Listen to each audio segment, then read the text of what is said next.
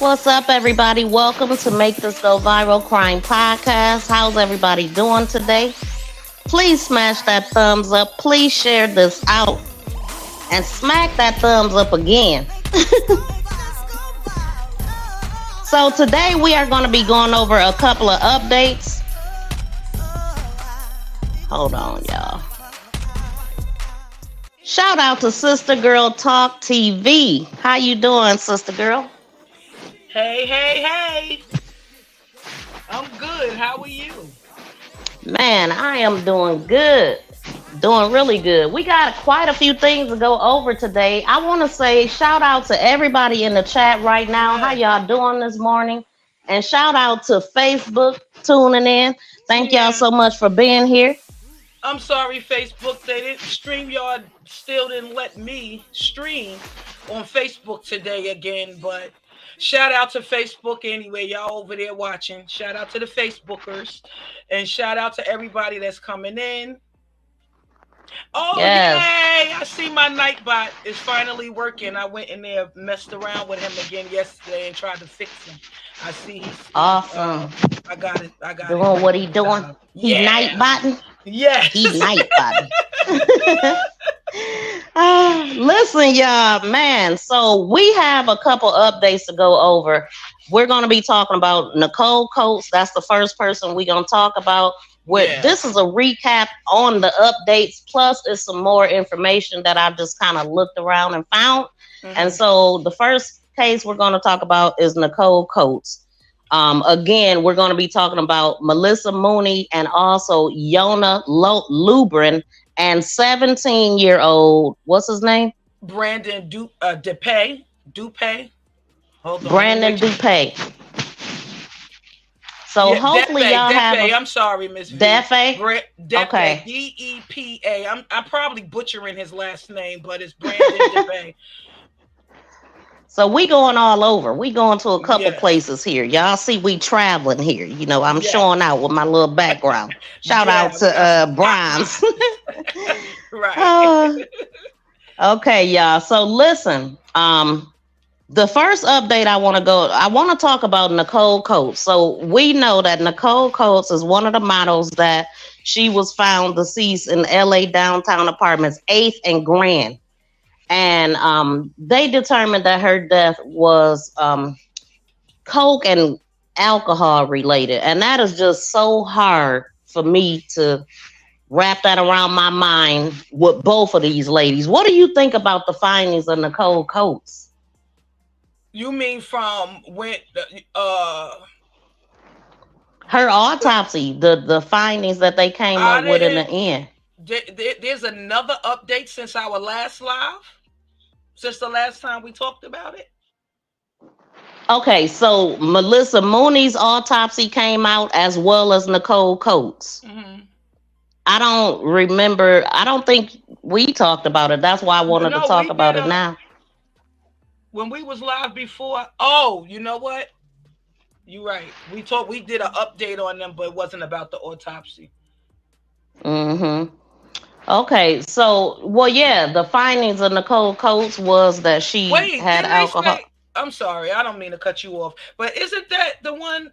That's why I'm getting confused, because didn't the autopsy they tried to say that she was on? They found some drugs in her system. Yeah, coke. And alcohol. Yes. Is what they said. Yeah, now remember, Nicole was the one that was on the bed. With her leg I wouldn't believe it. Yeah, with her leg up. And I mean that's just it. But they do say that her case is still open. They have not closed her case. It is still open, but it's ruled as accidental. So I really don't see it reopening unless somebody hit them up and be like, hey, I got some information. Oh, yeah, because the video I seen where her mom spoke, her mom still believes that the two cases are together. Like her mom thinks that the same person did did this to her daughter. She feels like it's pretty much the same. Yeah. So some of the details we know, like with Nicole, they called her Nikki. It says the last time anyone heard from her was at September 8th. And she said that she was going on a date. That was the last conversation she had right. with somebody. But so she was pregnant, right? No, Melissa Mooney is the one that her sister said she was pregnant. The Guyanese pop star. Right. So okay, before I do this, I'ma play something then, just because I don't want you to be confused. Okay. Hold on. Okay. Let me play. This is from I remember thinking, well, wait, if she was pregnant, how she had all of these drugs that they trying to say she had in her system? My mama said she wasn't pregnant though. She was not pregnant. She wasn't pregnant either. I got her full autopsy. Ooh, she is not pregnant. Yes, let's get it. Yeah, so this is what the first Law and Crime, I think. Girl, here it go. Okay. Wait, is this it? No, it's not it. Hold on, y'all. Let me get my bearings here. I'm a mess. Take your time. Right, I'm hot too. I need to get some water. Okay, so this update is going to be about Melissa Mooney, but the information I just said about Nicole Coates, that's really all that there is. The only update that I have on Nicole Coates is that I went to her funeral today, and we gonna talk about that. Okay. Yeah, we gonna talk about her funeral. Okay. But here it is right here. Mom, go Perlis. Go Perlis. Where are you gonna pop?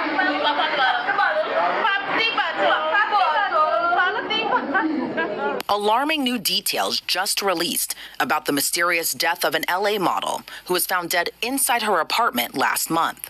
Authorities say 31-year-old Melissa Mooney was found beaten and bound before being stuffed into her own refrigerator. The grisly details were just released in an autopsy report completed by the Los Angeles County Department of Medical Examiner. Officials say the late model moved into her apartment building in August, but was last seen alive on September 6th on surveillance video in her apartment elevator. Investigators say a man was seen the next day on surveillance cameras using Melissa's key fob to enter the elevator, carrying plastic bags into her apartment. Melissa was reportedly supposed to go to her old apartment that weekend to pick up the rest of her belongings. However, she never made it there. Investigators say Melissa's sister and her mother requested a welfare check. Once officers arrived to the model's apartment, they initially were not able to locate Melissa. However, after police say they observed food that is usually kept in the refrigerator on the kitchen counters, once they opened the refrigerator, that's when they made the gruesome discovery. Melissa found lifeless in a pool of blood wedged inside the refrigerator. According to the autopsy report, Melissa was found with her wrists tied together, wrapped around with white phone charging cords, white shoelaces, and a black tank top. Wrapped around her neck was a gray dress, 3 rags, a gold piece of clothing, and a pink vest. As the medical examiner notes, part of the pink vest was stuffed into Melissa's mouth. The report goes on to state there were abrasions and a large bump on Melissa's forehead. She had abrasions on her shoulder and arm, bruises on her hips and knees, and ligature marks around both her wrists and ankles. The report adds there were no defensive wounds on Melissa's hands. Her toxicology results show recent cocaine and alcohol use, but the autopsy report states it's uncertain the role that alcohol and drugs may have played in her death. The medical examiner noted the autopsy revealed blunt force trauma injuries to Melissa's face, head, back, and upper left arm. Adding, while the blunt force traumatic injuries are not considered acutely life-threatening on their own, based on how she was found, the injuries suggest Melissa was likely involved in a violent altercation prior to her death. The report states Melissa's death was likely the result of the actions of another individual, and without findings to explain a clear mechanism of death or knowledge of the sequence of events leading to Melissa's death, the cause of death is deemed homicidal. Melissa is the sister of Guyanese pop singer Jordan Pauline. Jordan told local news outlets Melissa was 2 months pregnant and excited to have a child. The pop singer also shared a GoFundMe page organized by a close family friend. The organizer wrote, "Melissa was an extremely sweet and generous soul." The page also states they started a GoFundMe to help with legal fees as the family fights for justice, and a portion of the proceeds will go towards starting a foundation in Melissa's memory. Jordan also took to her Instagram after Melissa's body was found in September to share about the devastating loss. In her post, Jordan describes the shock of her older sister being gone. In a tribute to her sister, Melissa's sister also wrote, "The people you touched and loved will carry on for you and keep your name alive in the most beautiful and loving light." You did not deserve this at all. Authorities have not yet named or even arrested a suspect in connection to Melissa's death. However, anyone with information is urged to contact LAPD detectives. Reporting for Law and Crime Network, I'm Elizabeth Milner. Yeah, so that was the update last week on her. Wait, hold on. Let me move. What the heck do I have up here? Oh, it's that dang on picture. Hold on, y'all. My screen is messed up here. How's everybody doing in the chat, y'all? Please smash the like button. I gotta say this a lot because I have been lacking likes on my videos, and the likes are very, very, very important. Please like my video. If you watching, you listening to the sound of my voice on the replay here now, smack that like button. I mean, it's free, y'all, and it's so freaking important. It's so important. Okay, so what we looking at right here is the view from these apartments that Melissa Mooney was living in. And yeah, it's a nice view, but let me tell you, don't let the view fool you. These apartments is ratchet. I'm talking about they have so many freaking complaints that is insane. Let me move us out the way to be able to see the whole picture. But yeah, it's a lot of complaints in the building, mad complaints. Right. I covered all that with the last video, but I wanted to know what did you think about the update? I'm just a little confused even more now. Because why? Because the sister. So where didn't the sister say that she told the mom that she was pregnant? She told the mom she had menstrual and she was supposed to be going to a doctor's appointment on the 9th. She said a month. She said she was 2 months pregnant. That's what they were saying in the news. They were saying that she was saying she was 2 months, but her sister said that in her interview. When she was in the interview sitting in the car, she said but she wouldn't have known that. She really wouldn't have known that if she hadn't been to the doctor. She didn't know. They didn't know how far she was, and she hadn't even been told that she was pregnant. She just found out. That's why I'm confused. So okay, go ahead. Okay, so I'm gonna go on with the newer update concerning Melissa Mooney, and then I'm gonna go back to Nicole Coates. Okay, since we already here. Okay, so the newest update of Melissa Mooney, I happen to go on PGT time. Your screen? I'm sorry to cut you off, but is it me or do you see the screen is black? It's black. Oh, okay. It's black as hell. No, thanks for saying it because I wasn't looking and I moved the dang on picture from it and I dropped us behind the picture. So let me fix that. But yeah, so the newest update, I went on to PGT time last night and I gave some of the update over there. So I'm gonna just play it. Okay. I'm gonna go ahead and play that. Hold on. Dang, what am I doing? I'm pushing too many buttons. Wait, who's in the chat? Shout out to y'all. I did not look at the chat yet. Shout out to Young Riaz, BFF Tracy in the building. Shout out to Lisa J. Stocks. What's up? Lisa, I happened to go on Instagram and I seen that you messaged me, but it was right before I came on, so I'm definitely going to check you out. I am so sorry, y'all. I've been MIA on my YouTube support channel, but I will be back. I have been working so very hard. Grismatically Clever in the building. How you doing? Neva, welcome in. Thank y'all so much for being here. Okay, so let me, Panna, how you doing? Okay, I'm gonna pull up the video. I just did this last night, and then I'm gonna just see what Sister Girl say about this update. Let me know what y'all think in the chat too. Here we go. Like I said, you basically introduced us to the whole coke in both the system, and that there was a guy seen leaving the elevator. I didn't know none of that at all. So what are some things you were aware of?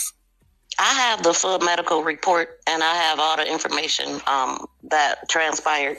Like originally, her family called for a wellness check on the 10th of September, and the police went They knocked on the door, no answer. They left. Her mother called back on the 12th, but this time she was smarter and she hit the management up and asked them to do a wellness check. They have the key. So they contacted the police. They came. They seen things taken out of her refrigerator. It was on the counter, which was odd, and that's what prompted them to look in her refrigerator and found her. I mean, they brutalized this girl, and they didn't even find a cause of death, official cause of death. That's why they use homicidal violence, because it was so much done to her, bound, gagged, and I mean they had all kind of cords and her clothing wrapped around her neck, and I mean I got pictures of not her face but just a diagram of all the issues that she had going on her face, her back, blunt force trauma to all of her extremities, her torso. She was really beat up bad, and she was 5'5", 122 pounds. They didn't have to do all that. She wasn't pregnant. I don't know. I don't know what made her sister really tell us that, but she wasn't pregnant according to the autopsy. But here's something that I read, and this stuff is not allegedly, this is facts. So, according to the reported information, the decedent, a 31-year-old black female, the decedent was last seen on surveillance footage at her apartment complex on Wednesday, September 6th, at an unknown time in the afternoon. On Thursday, September 7th, an unknown man is seen on a surveillance using the decedent's key fob to use the elevator. On Sunday, the 10th, the decedent's sister called Los Angeles Police Department Central requesting a welfare check. Officers arrived at a residence, knocked on the front door, no answer, they left. There was no signs of nefarious activity, so entry was not made. So on Tuesday, the 12th, which is the day they actually found her body, the decedent's mother had called requesting a welfare check, and officers from the Los Angeles Police Department Central responded and entered the locked and secured apartment using a management key.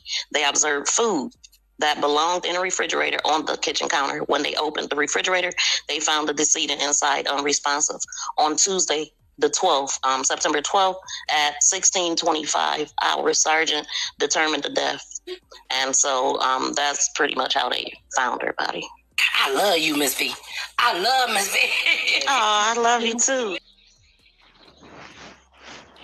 Hey, Miss V. Mm-hmm. I think the boyfriend did it, because in one of that article, the video you just played earlier. Let me know what y'all think out in the chat. I be wanting to know what y'all thinking. You just played. Okay, it was two things that I heard. Something stuffed in her mouth. A pink shirt stuffed in her mouth. And then they said a man is seen on camera using her key card to enter her apartment. The elevator. Oh, the elevator. But then he was seen going to her apartment with plastic bags. Yes. I think that was her boyfriend. Allegedly. I don't know. Whoever it was, man, they hated her or something. I'm not going to call him her boyfriend, because the sister says she was seeing someone, which, remember, in the last live, we talked about this, where I was saying, I think that the guy she was seeing was probably in a relationship already. Because, because he didn't come forward and say anything until later that he was messing around with her. And remember, the sister did say that she talked to him, and he said that she was supposed to be pregnant. Because I remember thinking that maybe he took her out because he didn't want her to have the baby. But it would be a mess. I mean, it's crazy to do it anyway, but she wasn't pregnant. So if he did do that because she was pregnant, it's crazy because she wasn't. Yeah. And I mean, they play games to get the. But it kind of threw me off when the sister first mentioned it anyway, though. Like, I mean, it was just odd that she mentioned it when she did. I don't know if she was. A little bit. I don't know why she said it, because the girl wasn't pregnant. Not only wasn't she pregnant, she had a pad on when they found her deceased, and it had stuff on the. They told us that in the autopsy. She had, yes, yes. And I just thought about it. Down to the woman's menstrual cycle. Yes, she had on a leopard, a romper, and blue panties. And she had on a pad that had something on that pad. And so she was on her menstrual. She wasn't pregnant. Right. I don't know why her sister said that. It is kind of odd now that we know that she's not. Mm-hmm. Like, why would a guy call and say that she was and put himself in it? Right. That just don't make sense. It didn't make sense to me when it happened. Because they didn't know. So my question when they first said it was, why would he even say something now? They don't know him. Because she clearly didn't know the guy. Right. By the way she described him. Out to them. Yeah. That's what I heard. That he was messing around with her. So this is the other part of what else was said. I heard on one video, all the news videos I listened to, only one video said this, but this is from the official report. The decedent lives in a residence by herself, and she moved there. She had just moved there in August, y'all. She just moved there, not even a month. As a matter of fact, she was supposed to be going to her old apartment to get the rest of her stuff, and she never showed up. So she moved on the 8th of August, and per surveillance video, on September 5th, the decedent, another female and a male, was seen getting into the elevator, going up to the 5th floor, which is where she lived. They exit the floor and then exit. Per surveillance video, the decedent was last seen alive on the 6th of September. She was last seen alive on one of the elevators on the 6th, and her vehicle also was issued a parking ticket that day. Per surveillance video on Thursday, September 7th, a male was seen using the decedent's key fob to use the elevator and then carrying plastic bags to the decedent's residence. Now, this is when she would have been deceased, you would think, unless she was still in there alive and being tortured. So on Saturday, that part of it was me talking, y'all. So on September the 9th, the decedent was supposed to go to her older residence to pick up the rest of her belongings, but she never arrived. On Sunday, the 10th of September is when the decedent's sister contacted the police, requested a wellness check. Officers arrived on the scene, knocked on the door. There was no answer and no entry was made on, and I'm just reading this because it's a little bit different. On Tuesday, 9/12, the decedent's mother called the management into the building requesting another welfare check. The management then called the Los Angeles Police Department. Officers arrived on the scene. The manager opened the door, the locked door, with their key, and officers entered. Now, the other one that I read wasn't that in depth, and that's why I'm reading it more. They looked around and did not locate the decedent. They didn't observe the food, usually kept in the refrigerator, on the kitchen counter. They looked inside the refrigerator and found the decedent unresponsive on Tuesday, 9/12 at 16:25. One thing that I want to point out, too, is that if they would have went to her apartment on the 10th, they would have found her body the same day they found Nicole. It was 2 days later because they didn't go in her apartment the first day. Exactly. Wow. Yes, I also did a review of the apartment. I'm going to stop here, and if y'all want to know anything else, just go check it out on my page. I have a full playlist. I did reviews on the apartment. It ain't sweet. They had people renting those apartments as Airbnbs, and they had squatters in those apartments, although it was high-rise, beautiful, and paying thousands of dollars to live there. It's by Skid Row, y'all. Downtown LA is not safe. Not at all. Not at all. So, yeah, as you see, it's a lot of information out. I mean, with the autopsy being out, it's a lot of information. And so I actually seen the autopsy with Nicole Coates, but you have to pay for it. They wanted $70. I'm not paying for it, and especially because it ain't nothing on it because they saying what they saying. I don't know what happened to Sister Girl. Uh-oh. Sister Girl, come back. I don't know what happened, y'all, but I guess she'll be back. Let me see what y'all saying. Maybe the sister and the guy seeing each other. Like, I remember you saying that you felt like it was something. So maybe the sister and the guy seeing each other. To me, her sister is sus. I believe they came up with that story to get it off of him. Yeah, because I mean, honestly, like I wasn't looking at her sister like that at all, y'all, right? But I always hate to blame family, and I'm not gonna blame her. But I will just say that I thought that it was strange that she brought that up and said that, and then she also said that the guy didn't have nothing to do with it. Like, how would you know? Like, she said that she don't think the pregnancy had anything to do with it, but how could you be so sure? And then, I mean, I don't know. I was on her TikTok today. She got an album coming out.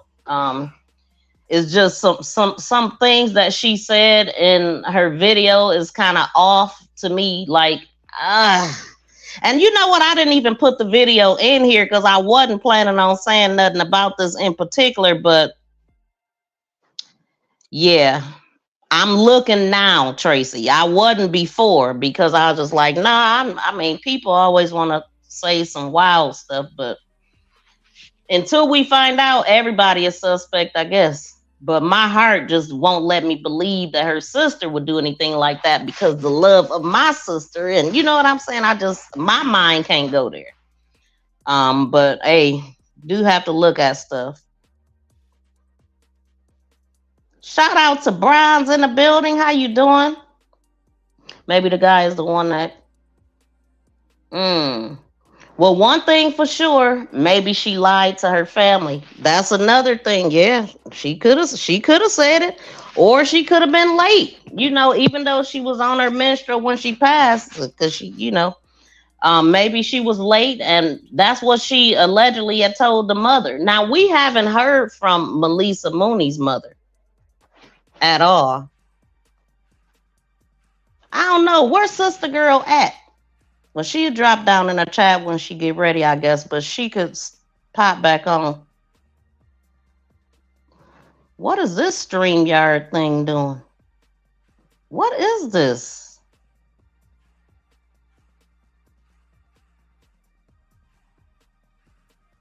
Okay. Okay, so look, I'm getting distracted. Okay, so let me go. What else did I want to talk about with that? Oh, I mean, so here is the diagram of the injuries that she had on her face. You know, I mean, let me pull this. That's what I was trying to do, pull it back up, but I really wasn't planning on doing this. But you can just see, like, she had this big bruise on her eye and her cheek, like really big, and just a lot of marks, the ligature marks from whatever she had around her neck, and all of it is explained. Hold on, y'all. Pull something else up.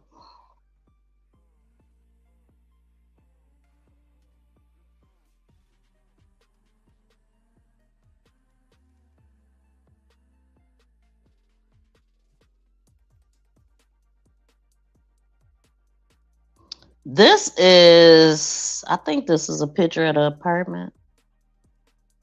Yeah. So these are, this was just me going and just looking at the apartment or whatever. And as y'all can see, it's a nice apartment. I mean, it ain't worth all the riffraff and all of the stuff that's going on there.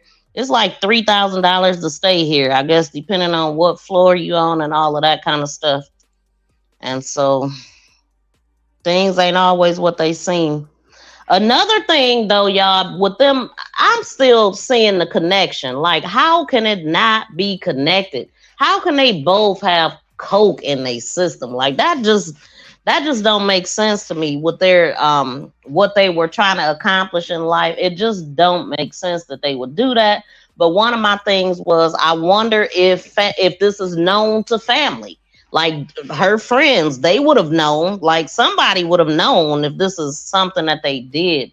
It just seemed odd. I mean, just thinking the way that I'm thinking, I'm like, somebody else did this and they put that in them. You know what I'm saying? That's my thoughts, because it just don't make sense with what they had going on in life. I mean, you're at the height of your life. Melissa Mooney had just moved into that apartment in August.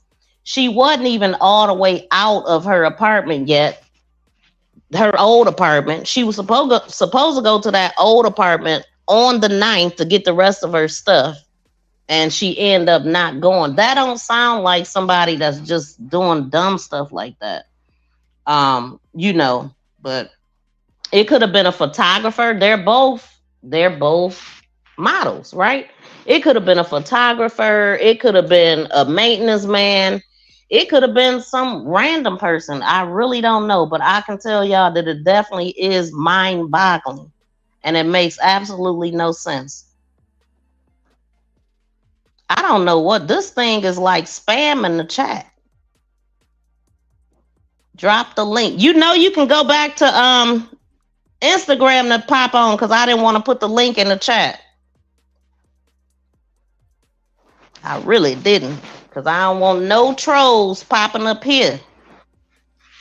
Can you go back to IG to grab it? But hold on, let me see what else y'all saying, because I didn't see it all from. Okay, there she go.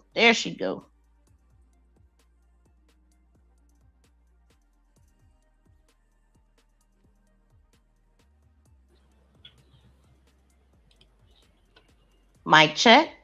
Can you hear me? Yeah. Okay. Cool. Huh? It's still. Oh, am I here? You here? I just gotta fix the layout. I'm sorry about that. It's something called StreamYard Banana Alex. He hacked in my stuff and kicked me out and started messing with my Instagram and everything. I had to restart my computer. What? Yeah. Are you serious? That's what I'm like. What is that? Yeah, I don't know what he was. Nightbot started deleting him and muting him, but he was still doing stuff, whatever that is. I think it's still doing stuff, because I was seeing. I'm like, what is that thing spamming the chat? Yeah. Is it still talking? Yeah. No, wait, before you. I removed him from my thing. I'm thinking, like, why would she want a baby when she just getting her life started? Exactly, Tracy. Like, why would you go through the trouble of getting breast implants and all that? Because she definitely had breast implants. We see it on the diagram that she had the bruises from the implants. Plus, I mean, she just did. You can tell that she had implants, but the height of her career, just moved into this mini mansion, high rise, not really a mansion, but high rise, make you feel like you're in a mansion. You looking at all the beauty and all that. But and I don't know. So did you want to say anything else about this? All kind of stuff happening. That dang on stupid StreamYard Banana. Okay, go ahead.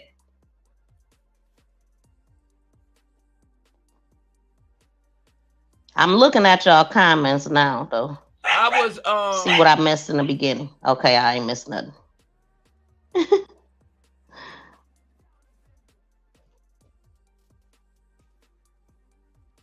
Oh man, sister, just looking at his face, he makes me think. Tread lightly. Oh, y'all talking about something else.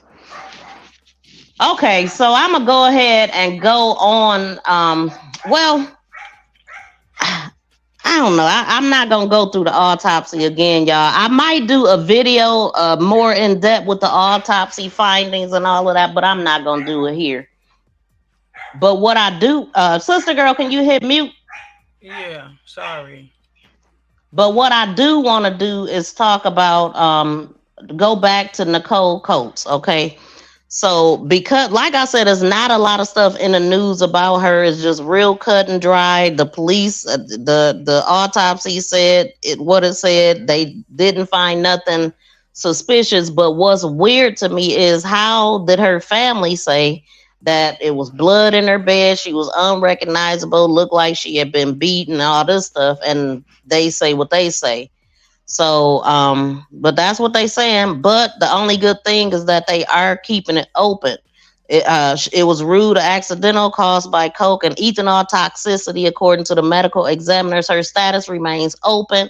Officers had responded to the 32-year-old woman home to perform a welfare check on the morning of September 10th. but there was no response. So I'm glad I seen that, because this is another similarity. Okay. They would have found these ladies on the same day deceased if the police would have entered the apartments when they went in. Okay. So I'll start with Melissa Mooney. The sister called for a welfare check on the 10th of September. They went, knocked on the door, no answer. They left.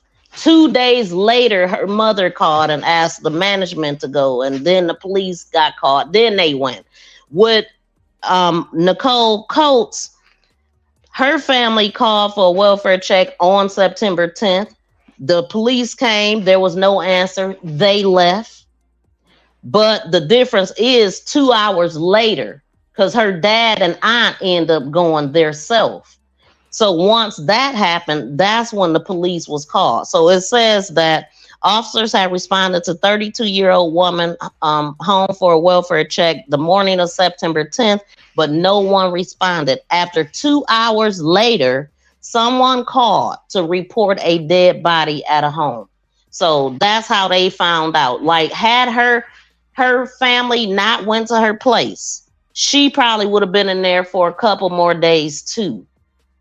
So this makes it even more eerie. Like, okay, so they now y'all telling us they could have been found on the same exact days. It's like this stuff happened at the same damn time. You know what I'm saying? Yep. And remember,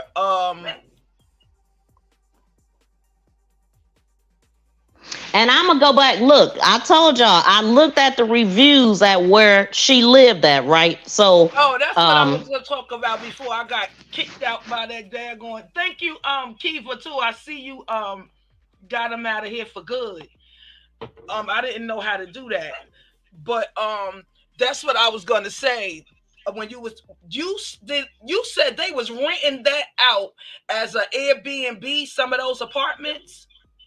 Mm-hmm. And some, wait, before you say that, also they had squatters. This one tenant was supposed to move in. He had to wait 7 days later because a squatter was living in his place that he was about to move into. Give me a second. Hold on, Miss V. Let me see. Okay, so with all that being said, don't think just because it's a expensive sky-rise apartment and all that, it ain't lavish, y'all. Listen, I'm gonna get to them reviews because I'm about to talk about Nicole, where Nicole lived at, because I never put out a video on what they were saying at her place. But about a month ago, somebody had said, I spoke with other residents in this building, and they've said the building has not addressed the unaliving of Nikki.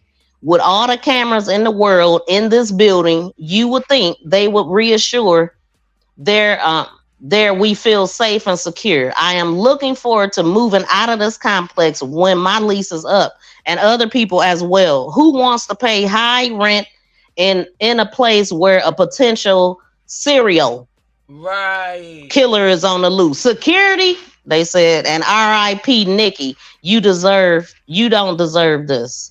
And so the apartment responded back and said, thank you for your concerns, and LAPD assured us that foul play was not the factor in the incident that happened at 8th and Grand. Given the nature of the incident and the family privacy, we are not at liberty to provide more information. Please know that the safety of our residents is our number one priority. Should you have any questions, contact LAPD. Do you think that the building was in on it? Do you think that somebody, one of the management? The way that the management is, they sketchy, rude as heck. They do dodging phone calls other than when you moving in. Before you move in, soon as you move in, they ignore you like hell.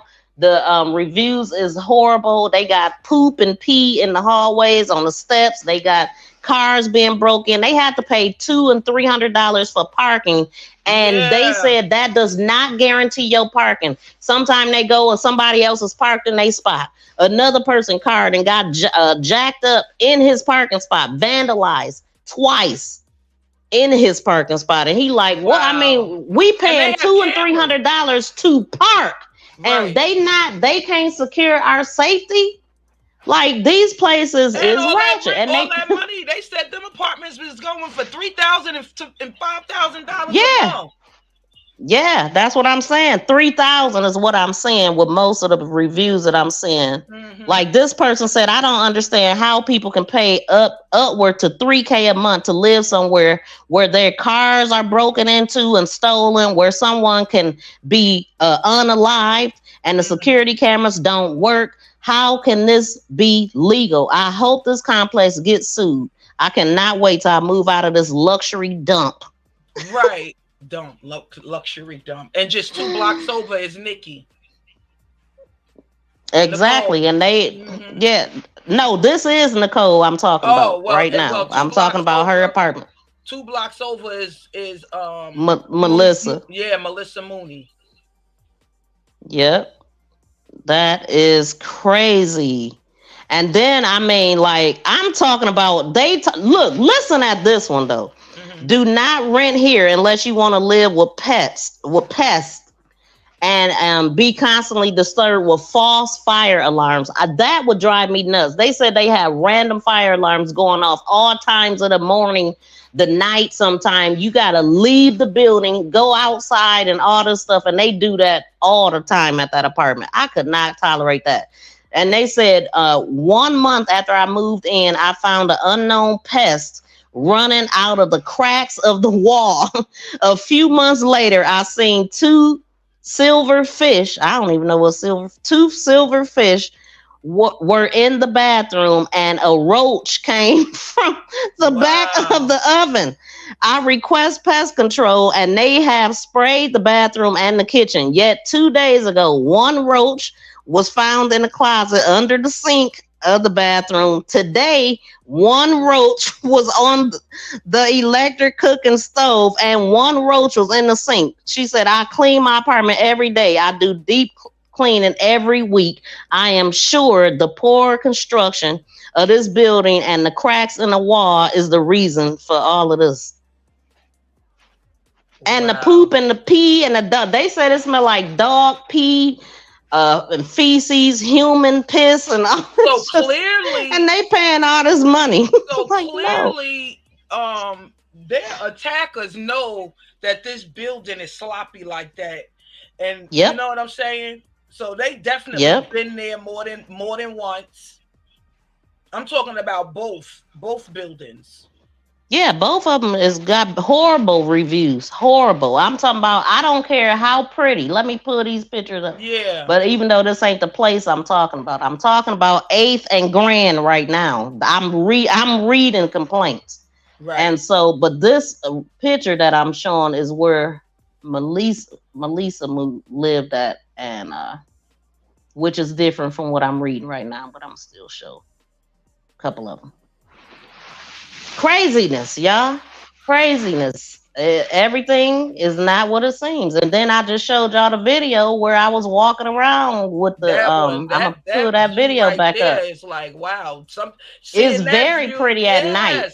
Yes, you would be like, oh, I want this. I want very beautiful at night. But for $3,000, I'm paying for roaches, nowhere to park. I couldn't imagine. I mean, I hate moving anyway, but could you imagine moving to the 5th floor? No, the moving all that stuff, girl. No, they can have that. I'm not interested in skyrise. Building, paying all of that money. That's stupid, man. You better buy a house. You got it like that, man. Yeah. Yeah. Golly. And then, okay, so here they said the fire alarm system was broken for a while. It woke me up at 7 a.m. and 11 p.m. within a week. 3 false alarms for 1 day at peak. Like, I mean, and it's just a lot of. I requested maintenance for a window, but they don't even come to check it out for almost a week. It's horrible. Horrible. Management is horrible. Dog crap in the elevators is not a rare sight. The elevators themselves are constantly out. Girl, could you imagine? And if they are working, they're probably the slowest in LA. Power will be turned off for extended periods with little notice. Assigned parking spots are not at all defended. Anyone can take your spot with no consequences. Apartments with no balconies only have one window that partially opens, denying any fresh air. Hallways are eerie, just white paint and gray doors all the way down. No sense of style or personality. No guest parking. If you have friends visiting, they have to pay for parking across the street. Appliances are low quality. My freezer leaks. I mean, just horrible. Dude, this is horrible. So this ain't just one person. So the pictures are just tricking you. Well, these ain't the pictures though. I didn't get no pictures from 8th and Grand, so the pictures that I just had is Melissa Mooney. So, but it's still beautiful. Like I'm saying, the picture of the building, the inside of it, it looks really nice. It do, but it ain't. If they got roaches and all this kind of stuff is going on, it's not safe. It's basically what I'm reading here. Okay, so I'm gonna get to her funeral. Okay. And Lord, everybody had a way of grieving. Her dad was going through it in this funeral, and I'm gonna just play this first part because can't nothing explain better than the actual video. But hold on, y'all. Let me move this out the way. The comment. I still want to know what y'all thinking out there. I'm thinking, like, why would she want to? Oh, yeah. Okay. Here's the first outburst I heard. Hold on.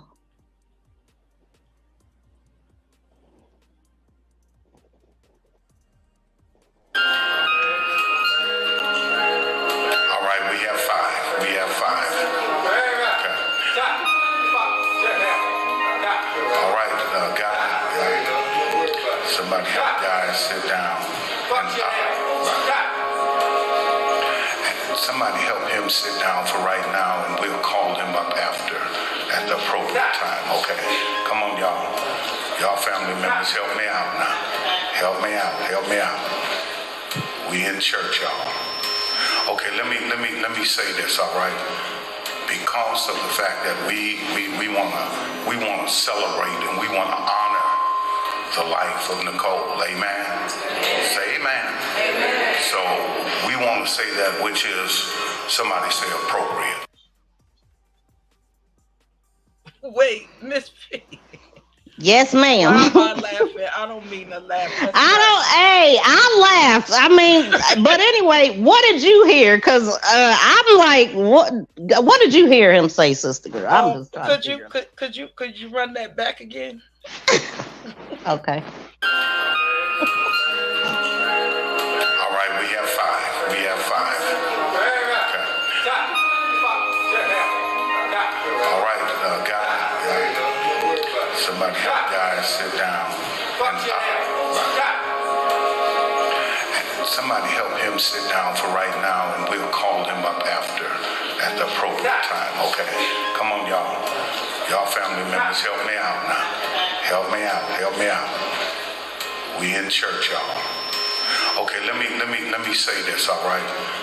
Because of the fact that we wanna celebrate and we wanna honor the life of Nicole. Amen. Say amen. Amen. So we want to say that which is, somebody say, appropriate. What did you hear? What did it sound? I mean, can you make out what he's saying? Is he talking to the family when he's telling them to sit down? Okay, so what's happening here is her dad stood up. Okay, they were asking 5 people to come to the front and speak, right? Mm-hmm. To talk, say something nice about Nicole, giving everybody 2 minutes. Her dad stood up, and I mean, he was, I don't know what all he was saying. It sounds like he was saying, I know he said, I'm mad. Because I heard him say that before. I heard somebody. Yeah, it sounded like he said, it sounded like he said, fuck God or F in the A or something crazy. I heard the F-U-C-K word. I thought I did, but I wasn't sure. So he was talking to the father. That was him saying, "Somebody help me out, family. Sit him down or something." So he was saying, "Sit the father down."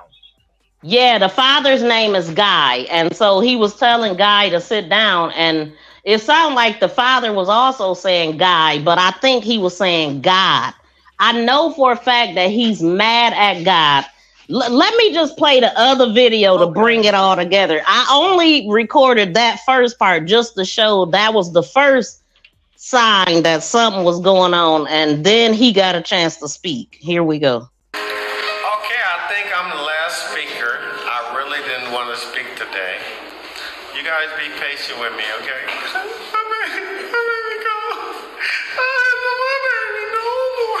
remember when my mama went. Okay, I'm cool. Okay. So anyway, I want you guys to love one another. Wait, Miss B, hold up. Don't just tell you. Miss B, wait. No, Miss B, no way. What? What was that? What was Girl, that? listen. Hey, all I was doing was watching the funeral this morning, and that happened. And I was like, whoa. Let me record this, because this is kind of strange. You know what I mean? And this is this is Nicole Coates Memorial. Father. That's her dad. Yes, and that's her funeral. They're at her funeral right here. Yes. So I'm going to play it. Now remember, this is a clip, so I can't stop it. Okay, it's a minute and 55 seconds. When he just did that, it just said, okay, I'm good. Oh, okay, well, maybe some people breathe differently. Okay. I know, but I mean, he did go real high, and even people sitting in the funeral was laughing. So that's why I didn't feel bad when I laughed, because I'm like, what the? It was just strange, you know? It was fake. It was fake. That was phony. And he planned to do that, but I don't want to. No, I don't think it's fake or phony. I think he drunk personally. But got you. I'm gonna let y'all. Okay, here we go, y'all. Okay, I think I'm the last speaker. I really didn't want to speak today. You guys be patient with me, okay?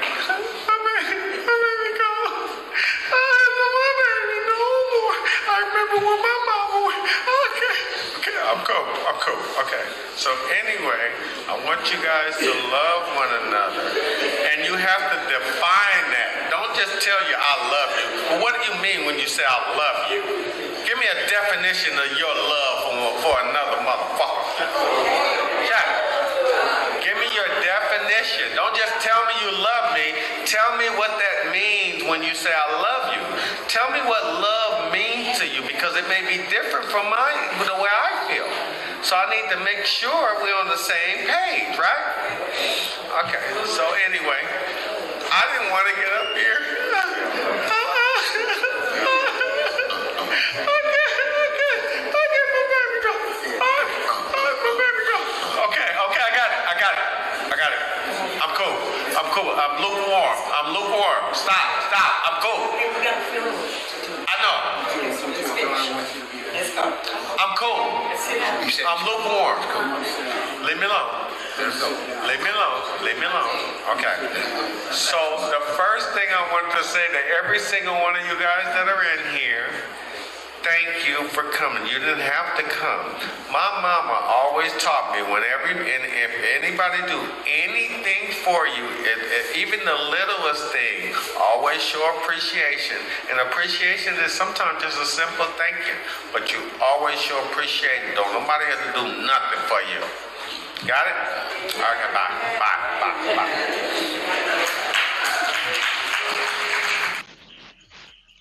That man ain't jumped Miss B.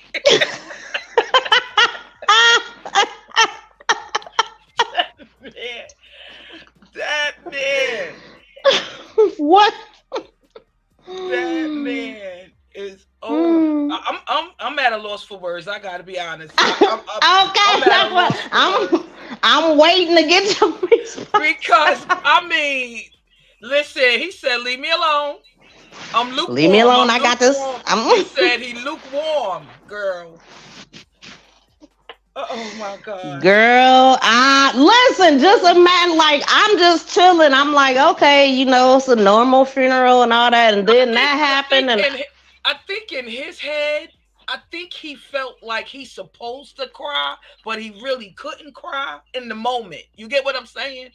So that's why he was going in and out of that moment, and then was right back good. You know, I don't know. I think he he was drunk. trying to make it. I can see why he sounds drunk to me. Seriously, he sounds drunk to me. And I was just like trying to understand that, but then he's saying all these, you in church, man.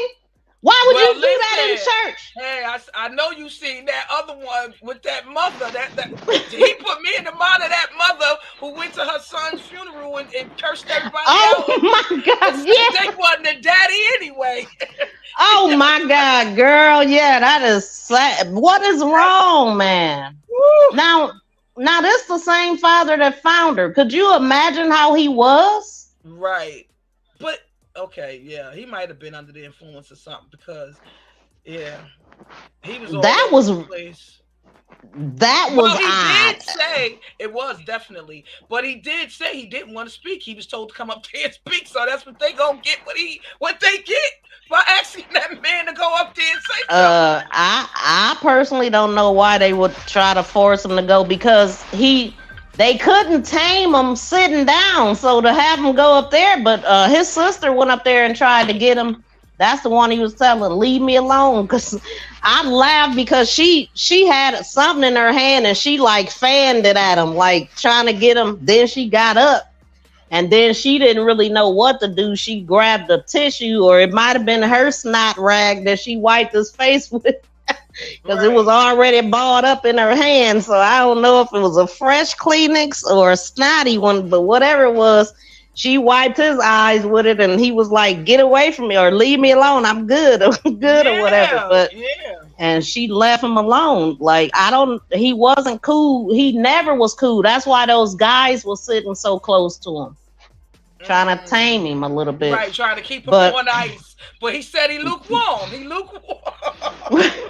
Girl. I don't mean to laugh at that. I'm sorry. The people, listen, I'm justifying laughing because the people sitting in the funeral laughed. You didn't hear them? When he first did that cry, everybody laughed. Hell, and that's family. You can't expect me not to laugh. I can't. Hey, I'm a laugh. I find humor in some things. It's harmless. Sometimes I laugh. It's a nervous reaction when I don't know what to do. But that was funny. I'm sorry. It was funny, and I was like, oh yeah, I gotta see what the people say about this. So what the people say, Tracy? They laughing. Okay. It's okay to laugh. You know, that be them times in the funeral you got to crack the tears and just laugh. You know what I'm saying? And I think that's the opportunity but to cuss in church like that, not the little ones either. The motherfuckers. Look, he got caught off guard. He was in the heat. He was in the heat of the moment. You know what I'm saying? Good Lord. We've all been there. I don't know about cursing in church, but we've all been in a situation where you like, I didn't mean to say it like that. Hey, East Dad. But it came out like that.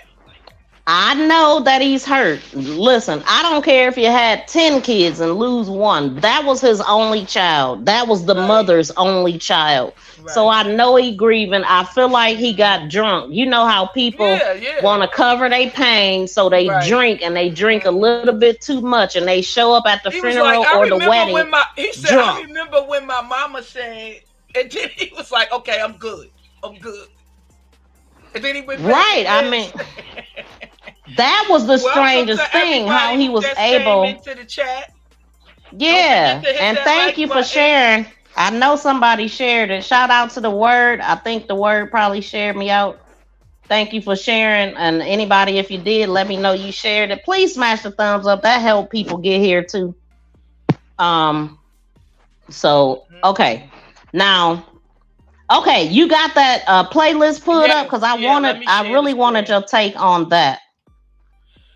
Yeah. So right now we are talking about Yona Lubrin. Y'all know we've been covering this case, and she was a young lady found on a tree, beside a tree, even though they caught it, she did it herself.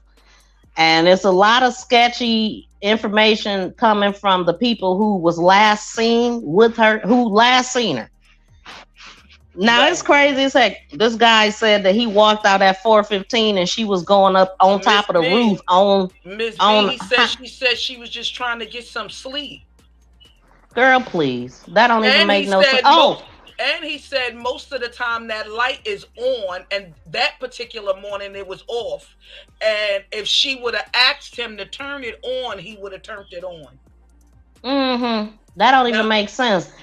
But we gonna break this down because we just gonna go over the clips and just go. But I wanted to show you these watches. Remember, I told you she had watches for $250. These are the watches that she was showing, that she was selling. I wouldn't pay $250 for that crap. But why? I mean, I could pull all that up on my cell phone.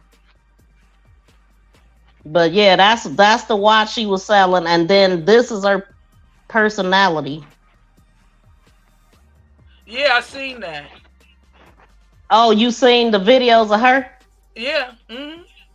Oh, okay. All right. So you got it put up? Yeah, it's right there. You see it? Nope. I do now. They need to fix that, man. They need to show that it's something back there, like it do when you have a guest. You know you got your music still playing. Okay, let me turn it down.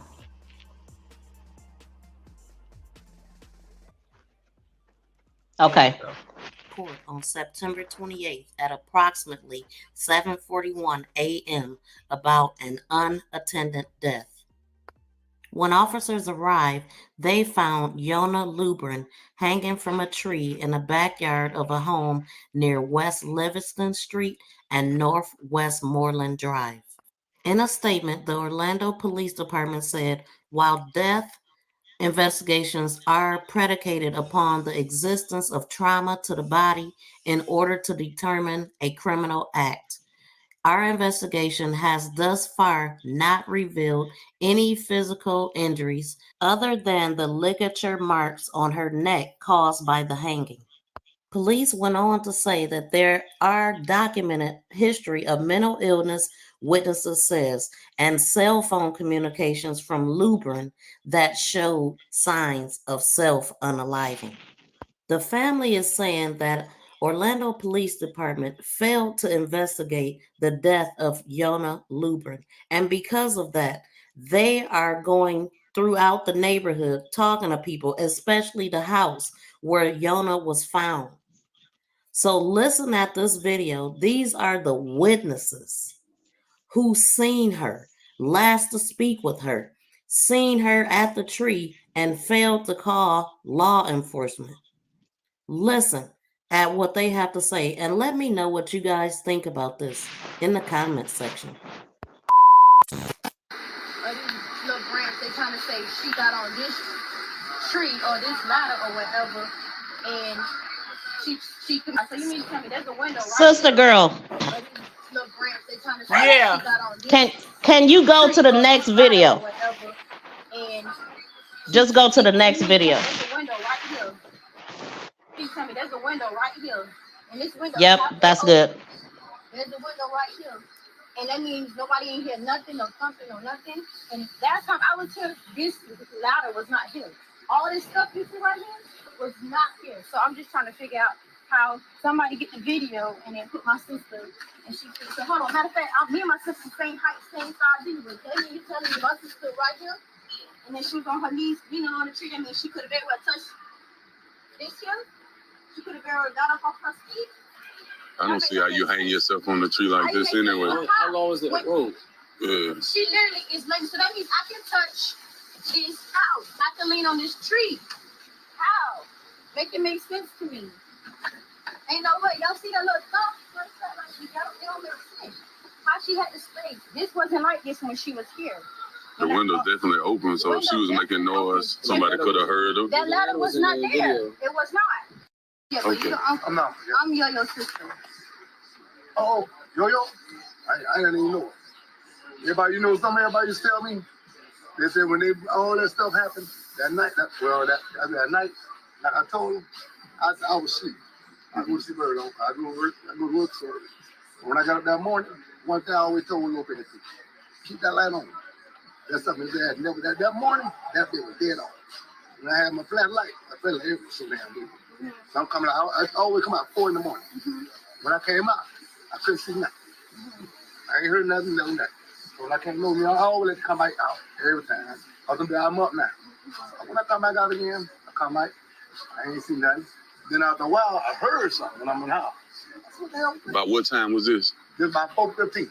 You heard something about 4:15. Gotcha. So I said, what that is? I guess that went, Yo-Yo. She say 4:15. You heard something about 4:15. Gotcha. So I said, what that is? I guess that went, Yo-Yo. She say, I said, what's up? I said, you knocked the ladder down. I said, you all right? So I said, what are you doing up there? Everything she said, she trying to get some sleep. I said, on the roof? I ain't nothing about trying to get some sleep on the roof. I said, why you on the roof trying to get some sleep?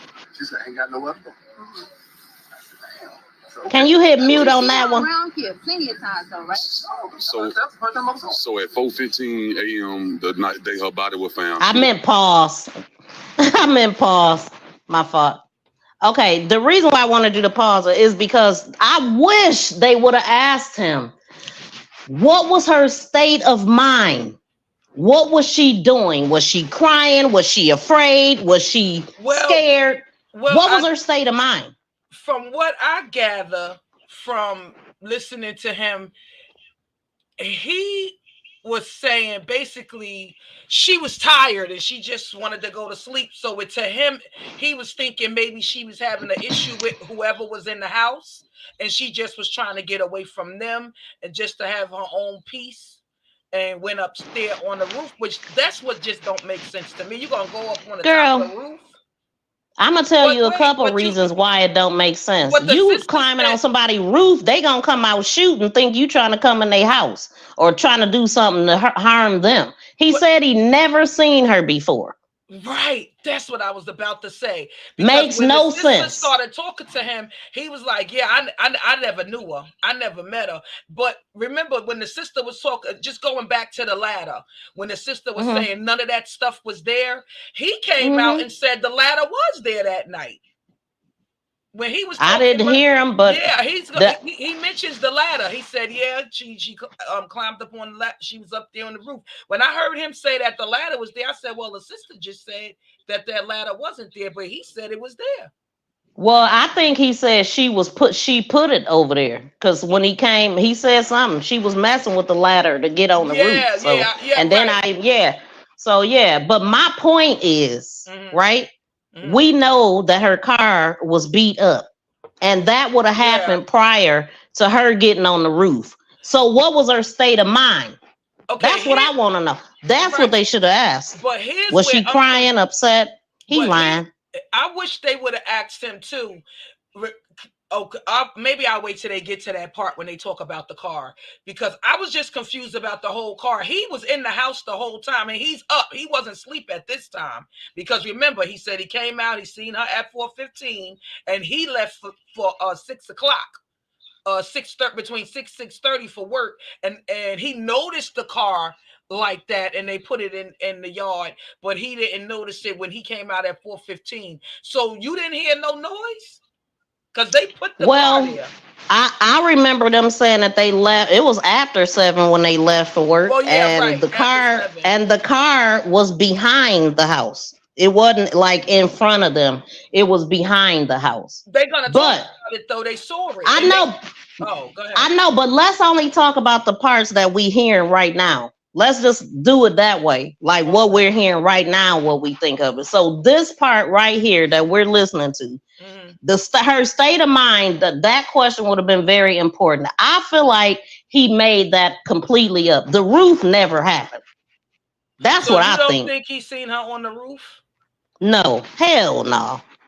What black person you know climbing on a roof to get some sleep? I don't know nobody personally that's doing that. But she could have been climbing on a roof running from somebody. And if that was the case, then he would have heard, he would have knew other stuff was going on besides her trying to get some sleep. You can't just isolate this one roof incident when her car is tore up and all of this other stuff happened. Right. It was something else going on at that time. She wasn't yelling, screaming. You know, he said she wasn't doing none of that. When the guy and he lying. He is damn lying. Because think about her state of mind. We seen her car. Matter of fact, let's just do for the people that might not have seen it, because I want everybody to understand, even the people that's not here. That wait, hold on. I'm gonna play the video of her car, and then y'all listen at this man. This would have happened after this. This is my thought. That the car incident happened first. Then she was trying to get on the roof. So look at this car and tell me, would you be trying to go to sleep after that? Here we go. Mayor, what happened last night? God damn. What went on last night, Mayor? You motherfuckers went stupid.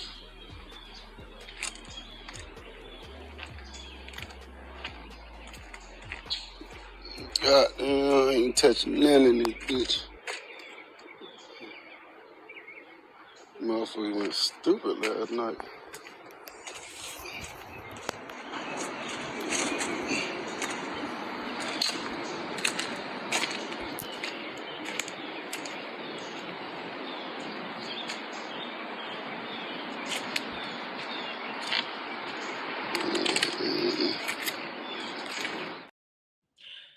That's why I said what I'm saying about the car, because look at the car. There's no way you didn't hear nothing, and you was up at this time. This time you're up because she was still alive when you saw her. So you had to hear all that ruckus, see that altercation happen, and see this girl run up on this roof to get away from them. That's what I'm just thinking in my mind. I believe the altercation might be what made him come out in the first dang on place. At 4:15 in the morning. Yeah. Correct. Yep. But then you want us to believe that. Right. And when he come out, that don't even her up on the roof. And the light that he said always been on is off for the first time. He is lying. I don't believe that. Well, I think he's trying to make it make sense. No, I was gonna say I'm not gonna. This is just my opinion. I'm not gonna. I don't think he's lying. I think he's just choosing his words wisely because he gotta live there, and he probably don't want the trouble coming on back on him. Well, he didn't seem to care. Who you mean trouble from the other residents? No, yes. I just feel like some people don't want to be involved. You get what I'm saying? And don't want to, because that's just the energy he's giving me. Is that, he's trying to answer their questions. He's trying to be nice, but he's still trying to choose his words wisely. Like, I feel like he's lying. Watch what he say. Because he's giving them a little bit. And he also says he already said it, that I was the last person to see her alive. Which means you should know what happened to her then. He was I guess him and his nephew would have been the ones to see her alive since they walked past her and went to work allegedly. Do you know that the police was never called? The police was never called. That's the one thing I didn't understand. You see a girl exposed hanging from a tree and you don't call 911? Because he said exactly. Seen her. He said he seen her there. I know he did. And it's her sister. Yeah. So yeah, we ain't go. Let's play it. Let it play. He lying, man. Was on the roof. You came out and she was on the roof. Just chilling. Pretty much talking. So take him out. That's what I'm talking about. So obviously, I'm the last person to see that. If she was trying to get some peace, we could naturally assume either she was into it with her girlfriend or somebody here that she's trying to get. Go ahead. Dead serious. By the girlfriend. I ain't never known nothing about no other girl. I said, who's this other girl they talking about now? Dead serious. By the girlfriend. I ain't never known nothing about no other girl. I said, who's this other girl they talking about now? They said, yeah, she had a wife. I said, a wife? I said, what? I said, who the world is that? So I ain't never know now one of them. But when they said the girl died, see, like I said, if he had a light on and I was seeing her, so I could have used myself, called the police myself, and say, yeah, we got a dead person back here. Right. But I didn't see. That's why I said, Lopez to have. So let me ask you this here. So when you say you saw her up at 4, but your nephew said you the one who saw her first. I was. On the tree, though. Yeah. She wasn't on no tree. She was on the roof. Okay. But still alive on the roof. But your nephew said that he saw her, he did the video, and he was going to work still. Did you go to work and see her like that too? Yeah, when I come out, it was daylight then. It was 7 o'clock then. So who called 911? I don't know. So why you ain't call 911? That's what I'm trying to. I ain't know that was dead body until I come out to go to work.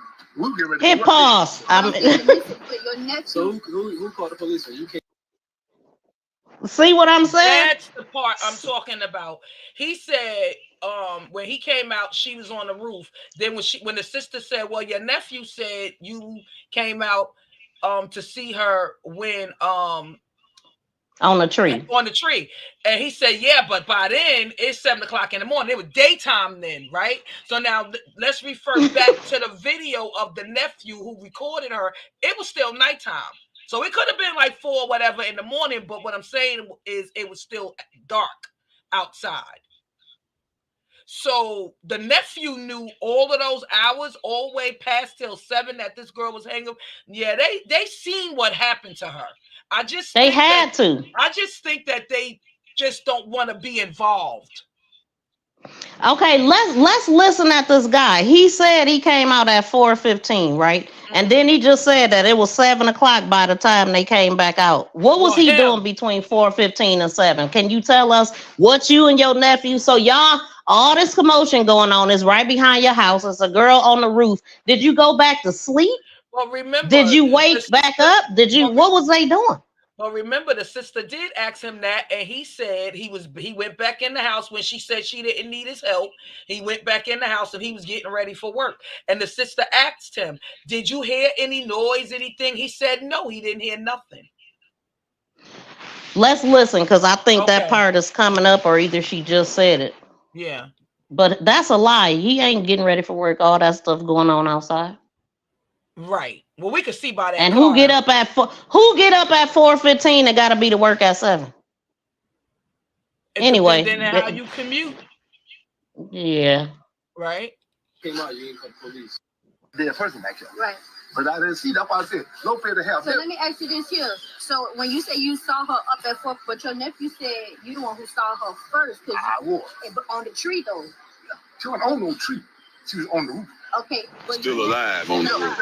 But your nephew said that he saw her, he did the video, and he was going to work still. Did you go to work and see her like that too? Yeah, when I come out, it was daylight then. It was 7 o'clock then. So who called 911? I don't know.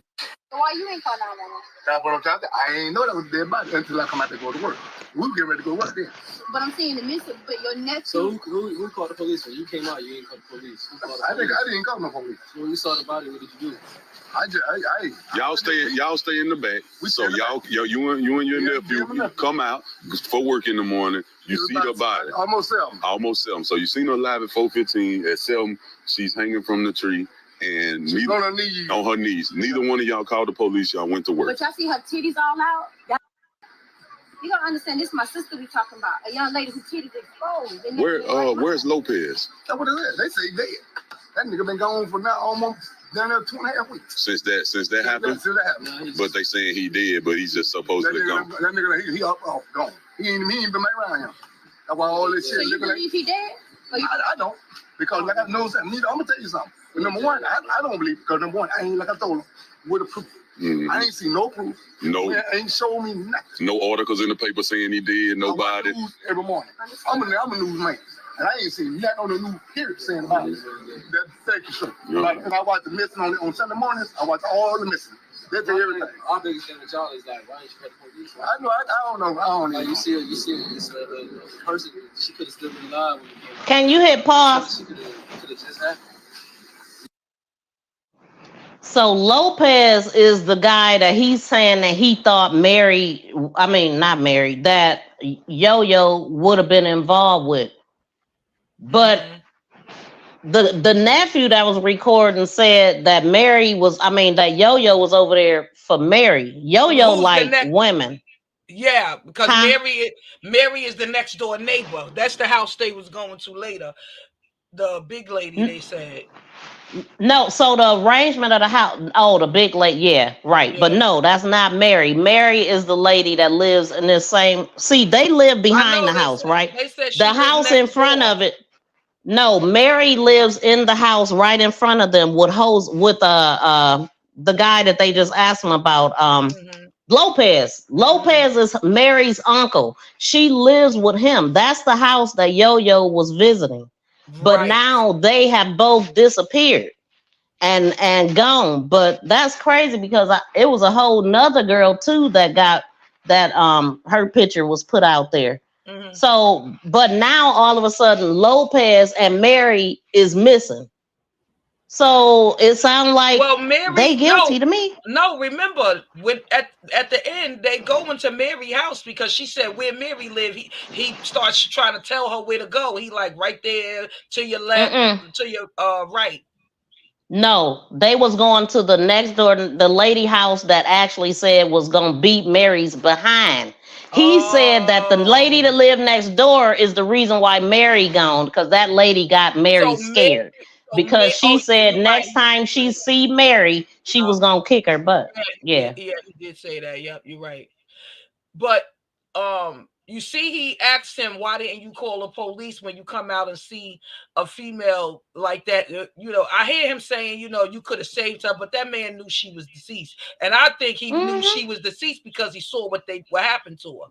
You know, this is why I say I'm not going to say he's lying. I just think he just don't want to be a part of whatever happened. Because he knows if he ain't telling the story, he lying. he lying. But I'm just saying, he lying now. Or omitting the truth because he don't want to be involved. He don't want to have people coming after him. We don't know who did it. You get what I'm saying? He know because he clearly seen it. He was out there at 4:15 in the morning when she was still alive. He's just as guilty as the people that did it. Miss V, no, because you see. No, yes, he is. Yes, he is. If you see a crime and you don't report it, you're just as guilty. You just as bad. Well, I mean, everybody have their opinion because you have also people that see a crime and just don't want to be involved. They don't want nothing to do with it because, then it's going to be people coming after them. I get it, but that still don't make it right. It don't make it right, but I'm not going to risk my life, getting into somebody else's stuff. We don't know who did this to her. They could be some serious, dangerous people. Why would he jeopardize his life? Okay, so let's just say we go by what you said. He said he went in the house. He woke up at 4:15 and he had to go to work, so he went back in the house and getting ready. He didn't hear nothing. Well, we know he did. That's why I'm saying that I think he just don't want to be involved. That's why he's not telling the whole story. He's not telling what really, really happened because he don't want to get himself involved in it. Because they recording him. You know what I'm saying? They got him on Let me see if I got these pictures. They have him on recording, asking him all kind of questions because he was, the last one to see her alive. Yeah, he should be, he should choose his words wisely because they're not going to be there to save him if these people come back running to him to take him out because he's bumping his gums. I don't think he's scared. If he was scared, he wouldn't still be there. He would be gone like Lopez now. I don't think he's scared. He there. He came out. They door wide open. They homeless for real. I'm gonna just be honest. Oh wait. They don't even strike me as being afraid. His nephew put it online and to further put themselves in danger if he was scared. No, they ain't scared. They're not putting themselves in danger right now because they're not saying nothing. You know what I'm saying? if they was telling what happened, that would be putting themselves in danger. But they really not giving her family much information other than, yeah, she was up on the roof. I seen her alive, and then when I came back out 3 hours later, she was hanging from the tree. But I didn't hear nothing. I didn't see nothing. You get what I'm saying? So we know that in between there, he's not telling the truth. You leaving something out, because look at the car. So they that didn't silently happen. You get what I'm saying? You didn't smash out all them windows, do all of that to the car, and you heard none of that. It was a lot of loud screaming and hollering when that was going on. The whole neighborhood should have woke up, to be real. And that's what I'm thinking. I don't, even when he seen her on the roof, if he seen her on the roof, if that even happened, I'm sure she was in distress, like upset, probably asking for help. Right. All that. That's what I'm saying. Think about the franticness of somebody that's going through what her car went through. She was in that car. She would have been very afraid. She would have been crying. She would have been probably wanting to get in there. Now let's ask yourself this though. Hence why she was probably on the roof trying to get away from No, but I'm just saying, he got a house. Why he didn't offer her to come into his house? Miss V, why would you let her stay on the roof? I hear what you saying, and I get it, thinking logically, but when you have people out there that's like, I'm not getting in the middle of that. I'm not getting in that. Yet he's in the middle of it. You're still in the middle of it. I'm saying though, like he came. I guess my mind just can't think heinously like this. That's what it is. It just don't make sense. I can see that happening. You coming out your house, seeing a woman going through all, people jumping her, because I'm sure it wasn't just one person. You see all. Yes. I probably would have went in my house and called the police. I wouldn't have done it openly, like to get myself involved, but I probably would have went back in my house like I'm minding my business and anonymously called 911 to get her some help. I would have done that, but I don't think I would have just jumped out there. Look at this man. He's an older man. He old school. He's old. He like, I ain't getting in that. Whatever they got going on. And he probably didn't think she was going to end up hanging from no tree 3 hours later. But I'm sure he saw what was going on with her and that she was in distress and needed help. But I think they was right on her tail. I do. They was right behind her on that roof. He's seen all that. Yes, I do. I agree. I think that he's seen all of that too, which is why he probably don't want to be involved, because he know who did it. He know what happened, and he just don't want to get involved. That's like, like my grandmother, like she 80. She's 90 now. She 90 years old. That's like her seeing something happening. She gonna be like, close my window. You know how old people is, and they from the South. They mind their business. Like, close my door, close my window. Don't have nobody coming over here talking about we seen something. That's probably where his mindset is at. Like, oh no, let me go back in my house and mind my business. Man. Is it right? No, it's not. But and see, remember you was asking though, why ain't they going to talk to the people? These the people right here that you was talking about. Yeah. She did go talk to the people, and you see what the people are doing. So that's why you have to get the police involved. That's why they yelling and screaming at the cops, because you can't expect these folks to tell the truth. You see what I'm saying? That's why. And there's a theory out there where they saying that the police was involved and has something to do with it. And if that narrative is true, that would even explain even more why he would not want to be involved. He don't want to be hanging from a tree. Yeah, but did you hear how the police got there? Yeah, they called the police, right? Didn't the sister the police? Nope. Nobody called the police. Just let it play. No, not that. It's coming up. I'm not. Oh, okay. You know what I'm saying? It could have just happened literally like 5 minutes before. She could have been able to get involved with CPR or whatever. You know what I'm saying? Calm down. Ain't no telling she could have just happened.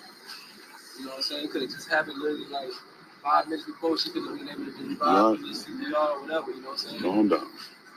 You gotta get my perspective. It's a little strange. It's strange. You know what I'm saying? But it's different when you ain't got shit to do with it. You see somebody in distress, but that's a time. Y'all could have potentially saved her life. I understand black people and not want to be involved. I get it, but at the same time, you got to look at the family's perspective. You know, y'all could have saved her, could have helped us find out what happened, and everybody just went to work and left her there. So that's just a little strange. That's a red flag for anybody. Who actually lives in this house? That's what I'm saying. That's Lopez's house. So by himself, though. You don't got nobody else. So you don't pay rent to him? That's why I get my rent too. That's Lopez. I stay back here. I know. I'm saying because if it's his property, so that I'm assuming you pay him rent to live here, right? Yes. So you said. So who you gonna keep paying? Right now, right? So who you gonna keep paying? Right now, right when they waiting on the rent man now. Who's the rent man? That's some man named Tony. Who owns the actual house? He owns it. All is it. Lopez was just renting from Tony. Gotcha. And see, so, and they said, and he's saying Lopez was but just so I understand, so it was you didn't know about the wife supposedly. So when Yo-Yo was coming over, you thought it was her and Mary. That's the only interaction you knew. I knew Mary, but I ain't never knew nothing about Yo-Yo. Yeah. I'm gonna tell you something. I ain't never knew Yo-Yo. Period. I ain't tell everybody. They said, yeah, man, no, got here, Yo-Yo got here. I said, Yo-Yo. I said, who is Yo-Yo? I ain't never seen her a day in my life. But let me just ask you this. I know she was saying about the man called the police. I did. Still body half naked. You know, I'm just saying, like, y'all ain't do, like, y'all couldn't. The thing is, the matter is that your nephew said you saw my sister. First you said your nephew said you saw my sister. First you said you was the last person to talk to her. Then you was the last and then first person to see her. Like, I get it. It's somebody on their knees and they standing like this and they neck like this. There's no mental. This is my question, bro. So you seen her at 4:15 a.m. on the roof. You said you didn't know nothing about the wife. So who in the house was she into, like trying to get away from to get some peace? That's what I thought. So you didn't hear no arguing? You thought it was Lopez? I thought he should have been out. That's what I thought. Who should have been in there?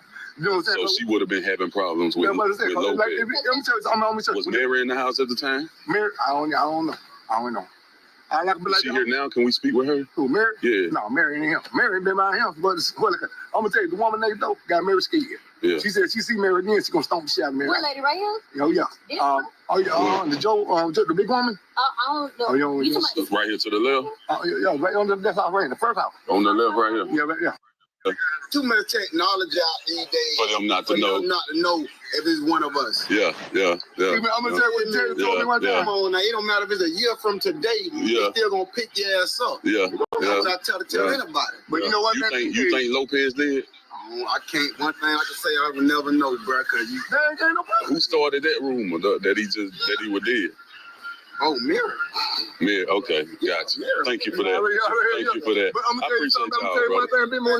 Did you tell me one thing? Yo wouldn't be coming over here if it wasn't for Mary. That's the link. So that's who she was trying to get away from on the top of the house. Are you aware of who messed up Yo-Yo's car? Who did all that damage to her car? You don't look at the video? I see it. But I would never know all that because I woke up and saw the car like this. Yeah. I ain't know it. I ain't know that. They really said it in y'all lap too by putting it in the back of the house, knowing y'all live. Hold on a second. See, that's where I gotta differ with the nephew. He said he woke up and saw the car like that. You could not have waken up and seen it like that because the car was out there when you and your uncle came out. Yeah, he didn't come out at 4:15 with his uncle. He was still asleep. So I mean, he came out when the body was there. Is what it sounded like to me. The nephew, he recorded.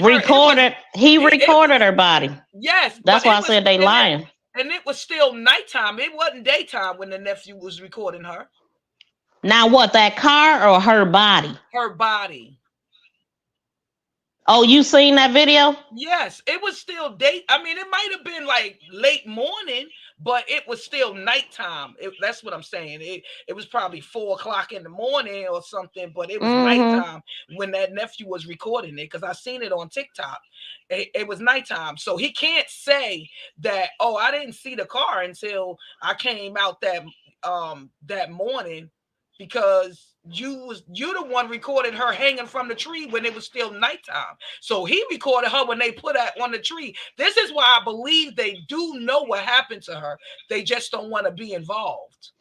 Right. He was out there the whole time. He recorded her body and he recorded her car. The body, it was dark. The car is not dark. The sun is coming up. Yeah. And it would have been about, when they should have been going to work if they was going to work. Yeah. And so this is what I'm saying. They know, and I don't believe they're afraid because the suspects would be Lopez. Let me pull this up because shout out to the NCB because he put these pictures out a long time ago, but I didn't want to have nothing to do with them. But wait a minute. Good Lord. I didn't want to have nothing to do with the pictures, but they are talking, and these are the witnesses, and these are the people that live in those houses or whatever that's on the run. So let me pull that up. Oh, yeah. Oh, so this is Mary and Lopez. Yeah, this is going to be Mary and Lopez that I'm about to show you as soon as I get to it. Where the heck is it? I was wondering. That's what I was doing, trying to grab those pictures. Okay, so this is Mary. Mariana or something. Oh, okay. And I don't even see it showing up. Yeah, North Carolina, the NCB is the one that he contacted the family and he was able to find out who all of these people were. Or I think he did contact the sister. Gerald of the NCB. Okay, and then this is Lopez, and they got these last names like the Roaches, but they black, or I don't know what they are. They ain't black. They from somewhere else. But this is Lopez, an old man too. You know what I'm saying? I'm telling you, them people, they don't want nothing to do with that. They ran. Yeah, but they would have been the suspect. She was at their house. That's who house she was at. And then this is actually, and up until I seen these videos, I thought this was the girl that Yo-Yo was involved with. Now, who is this? She is the NCB posted her too, saying that she was at the house. And I thought Gerald said this. I know for a fact Gerald said this is the girl that she was involved with. And this girl, right? This is a girl I believe that she was involved with. I don't know if she was at the house or not, but she went to jail for jumping on Yo-Yo. And there's papers to prove it. She jumped on her, had a domestic violence charge. And they believe that 10 days later, Yo-Yo's dead. So this is the chick that was fighting her. So I don't know. They're saying Mary, but that's not what was being said. But now they saying Mary. So I don't know which female she was involved with, but if I was to listen to Gerald, I'm gonna go with this one. And I'm gonna go with this. I'm gonna go with this one anyway, because she looked just like the other woman that was at the protest saying that was her wife, which is the other chick that they're talking about. It's a lot of stuff going on. You know what I'm saying? She had, I mean, obviously she wasn't with the wife no more. I don't know if she's with the wife anymore or not, but she was with this chick. This chick had just got out of jail. Who's her wife? Her wife, I got a picture of her, but I don't have it in here. Okay. Her wife, and I don't even know if they was married or. If you said Yo-Yo would have only been around here hanging out with Mary. But look at this though. What Gerald wrote: Sierra Michelle Pender, Yona's girlfriend. Yeah. This is supposed to be her girlfriend. This female, I don't know why they saying that maybe the girlfriend wasn't there no more. She was in jail and she was still coming over there kicking it with Mary because the girl was in jail. Yeah, the nephew said whenever Yo-Yo's around here, she's around here hanging out with Mary. So maybe her and Mary was just friends. Maybe, but they never mentioned this chick, which is the chick that she actually was involved with. Right. According to, and so this also is the house that they was at. This looking like Sanford and Son. In the back. This is the front of the house where she was hanging from in the back. Okay.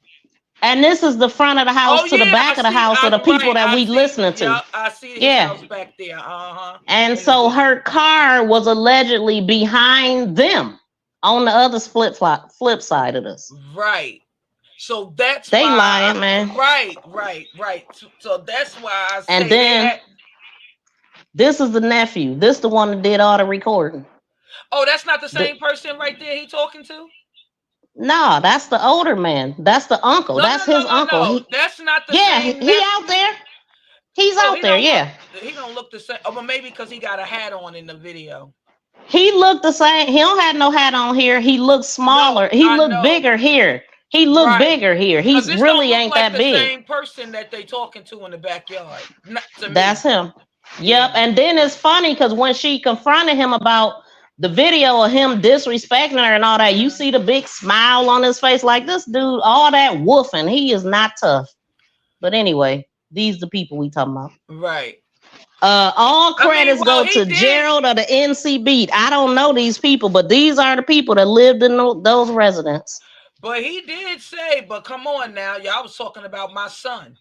Well, the guy mentioned my son, so that's what made No, he didn't mention his son, and that's why I didn't even show it. But I could. Matter of fact, let me show it. He gonna say it in this to her when she say that. Yeah, he gonna say it, but I'm gonna show you the picture he talking about. He mad about this picture, and it ain't even that serious. His son's face is blurred out. You can play it though. You can go ahead and finish playing. Go back there. That's some fucked up shit. My sister crack gonna come out. Yeah. I won't go off till about 8 o'clock in the morning. But this particular night, so you was the last one still alive, 4:15. You come back out at 7, and she's dead. When I came out, and she told you she was trying to get some peace and get some sleep. She said she trying to get some sleep. They take that at me. He said she would have asked you to put the light up. Would you do that? I said yeah. And she would have said yes. Put the light up. She was just trying to get away from somebody. Just get some peace. Supposed to be in the house. Yeah. It's his house. That's what he the one in the house. Gotcha. But he didn't even bring his ass out, man. Gotcha. No. The police was the police just came because Jit called for Uncle Truck, bitch. Oh, okay.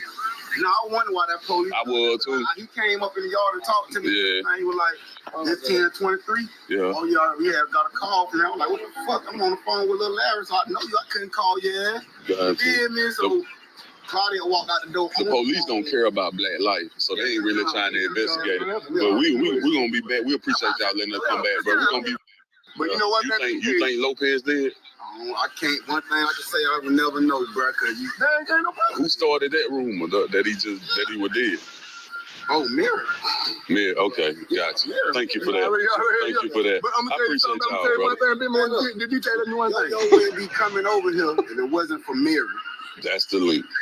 So that's what she was trying to get away from on the top of the house. Are you aware of who messed up Yo-Yo's car? Who did all that damage to her car? You don't look at the video? I see it. But I would never know all that because I woke up and saw the car like this. Yeah. I ain't know it. I ain't know that. They really said it in y'all lap too by putting it in the back of the house, knowing y'all live back there. That's some fucked up shit. I was saying, like, damn, they trying to like set me up. Yeah. My cousin even said, "Hey, cuz." Yeah, that was a dirty thing. Then y'all come out. I get y'all initial fear. Motherfuckers just didn't want to be involved. I know. But as black men, y'all could have. But as black men, y'all could have saved her life. Yeah, you know what I'm saying? We could have put that. I didn't know what he was fine. And so see what she was like. Yeah. Lopez always kept that damn light on, man. And he always kept the light on. And then this particular night, it's out. My sister crack gonna come out. Yeah. I won't go off till about 8 o'clock in the morning. But this particular night, so you was the last one still alive, 4:15. You come back out at 7, and she's dead. When I came out, she told you she was trying to get some peace and get some sleep. She said she trying to get some sleep. They take that at me. He said she would have asked you to put the light up. Would you do that? I said yeah. And she would have said yes. Put the light up. She was just trying to get away from somebody. Just get some peace. Lopez supposed to be in the house. Yeah. It's his house. That's what he the one in the house. Gotcha. But he didn't even bring his ass out, man. Gotcha. No. The police was the police just came because Jit called for Uncle Truck, bitch. Oh, okay. Hit pause. And I wonder why that police. Hit pause. Did you hear him? You hear him? The police was never called. No, he said the police said they got a call. No, he said the police came. They said they got a call for somebody's truck. Oh. The police came because somebody called about somebody's uncle's truck. Didn't have nothing to do with Yo-Yo. Right. Nothing. Run it back a little bit. I want to make sure everybody can hear that because they never called, man. Nobody called. Yeah, because his sister. No, it's right there. It was right there where we was at. They had just said it. We just came because Jit called for his uncle truck, bitch. Oh, okay. See, Jit called for his uncle truck. He came up in the yard and talked to me. Yeah. And he was like, "It's 10:23." That's our sister right there. I didn't do that. Every article got my name on it. You calling me bitches and hoes and everything, but you. Yeah, because I'm mad as fuck. Like, okay, the nigga took a picture of my son and put that bitch up there. So who you talk to the man? You talk to him. Talk to him. So why you throwing it out on me? Because he telling me y'all post the shit. Who is y'all? He the one who owns that company. I swear to God, I called his ass. I talked to his ass. What the hell? He told me, I'm not taking you down. Oh, you gotta do that on him. You told him. Did you see that picture? Yeah. Wait, what happened? Oh, I don't know. Yes. So he. Oh, what this buffering? That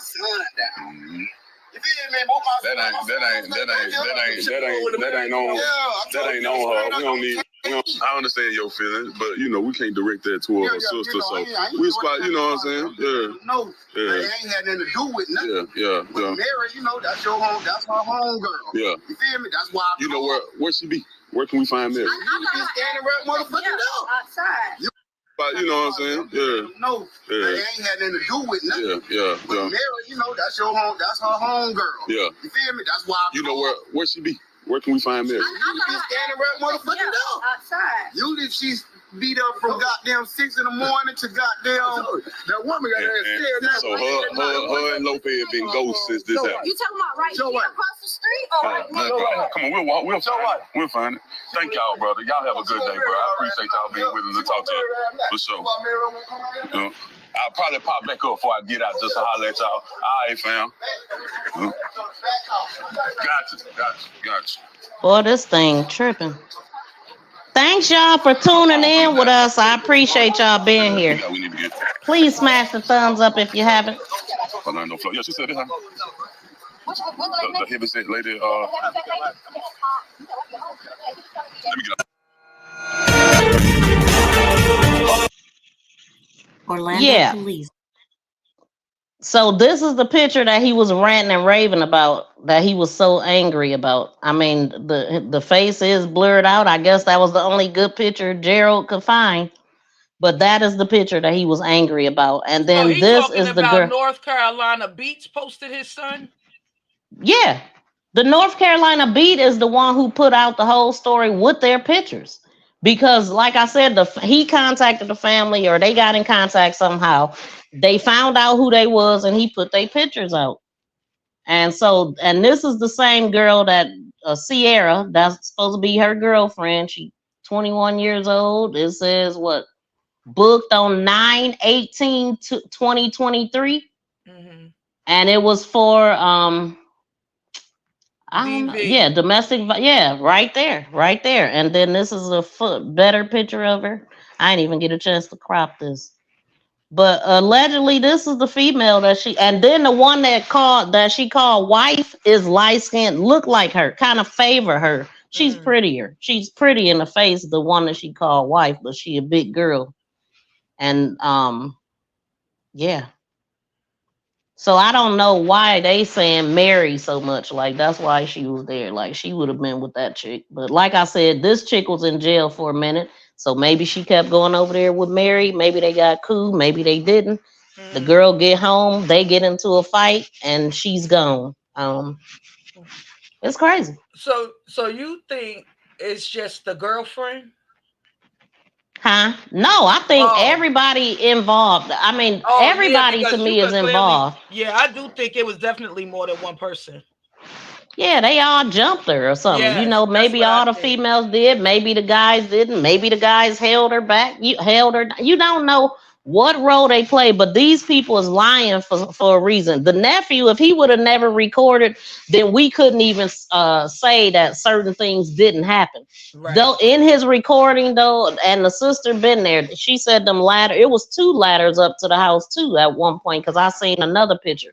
And that lady said them ladders wasn't there. So I feel like they created a story tried to make it make sense. Oh, she was on the roof trying to get some rest, and like, come on, dude. That they story, none of it makes sense what they said. So originally, right, when NC Beats dropped it about the nephew, why did he post the nephew? What was his what was he saying about the nephew that he needed to post the nephew? He posted him because he posted her body on social media. He was just saying this is the guy that posted the video of her body. Yeah, and he was going in on them too. Like he posted her body and didn't call 911. That dude and this is what's funny. It's like, he's sitting up here mad about his picture, his son on a picture, but you posted this woman's dead body and you okay with that, like in that position. The nerve of this guy. Make sense. And still no, not giving the family no answers, but yet you got all this video. All the video. Then turn around. I should put her back up there. You know, he didn't. No remorse. No remorse. That's the thing. You see how they are? How when they talking is just like they don't have no emotions at all. No empathy. Nothing. That's why I'm like, man, they know way more than what they saying. Now, let me ask you this. What cop go to the scene, see these characters, and don't take them into the interrogation room? Come on, man. I want to take them into the interrogation room. I mean, seriously, they called this a self-unaliving off of witness statements. Do you know that they said that witnesses said? I want to know what witnesses they talked to. I was about to say that because nothing. Them two guys just said the uncle and the nephew. They didn't say anything about her doing that to herself. She didn't have no rope in her hand when she was on the roof. He didn't say that not once. She said, I'm gonna get some sleep. Nothing. Wasn't tripping about the fact that it happened. Nothing. You standing right next to the tree. They probably come stare at the tree. I mean, they right there at the tree. Y'all don't have nothing. Just don't. Nothing. Come on. Went on to work. You just went on to work after seeing a naked woman hanging from a tree. You just went on to work. I question if they got a job living like Sanford and Son. And the nephew, you know he lying because his video told on him because he recorded her when it was nighttime. So you was clearly up. They both was up. They know what happened. The uncle told us he was up. The nephew, we know he was up because he was recording. So make that make sense, guys. It sounds like to me, and the uncle even said it, I was the last to see her alive. So tell us more, sir. What did you do? Because you just said you was the last one to see her alive. The killer should have been the last person to see her alive. We know she didn't do that to herself. Shout out to Nexie. Thank you for coming in. Yeah, man, these people is crazy. Growing what I eat. He probably left already. Thanks for coming in.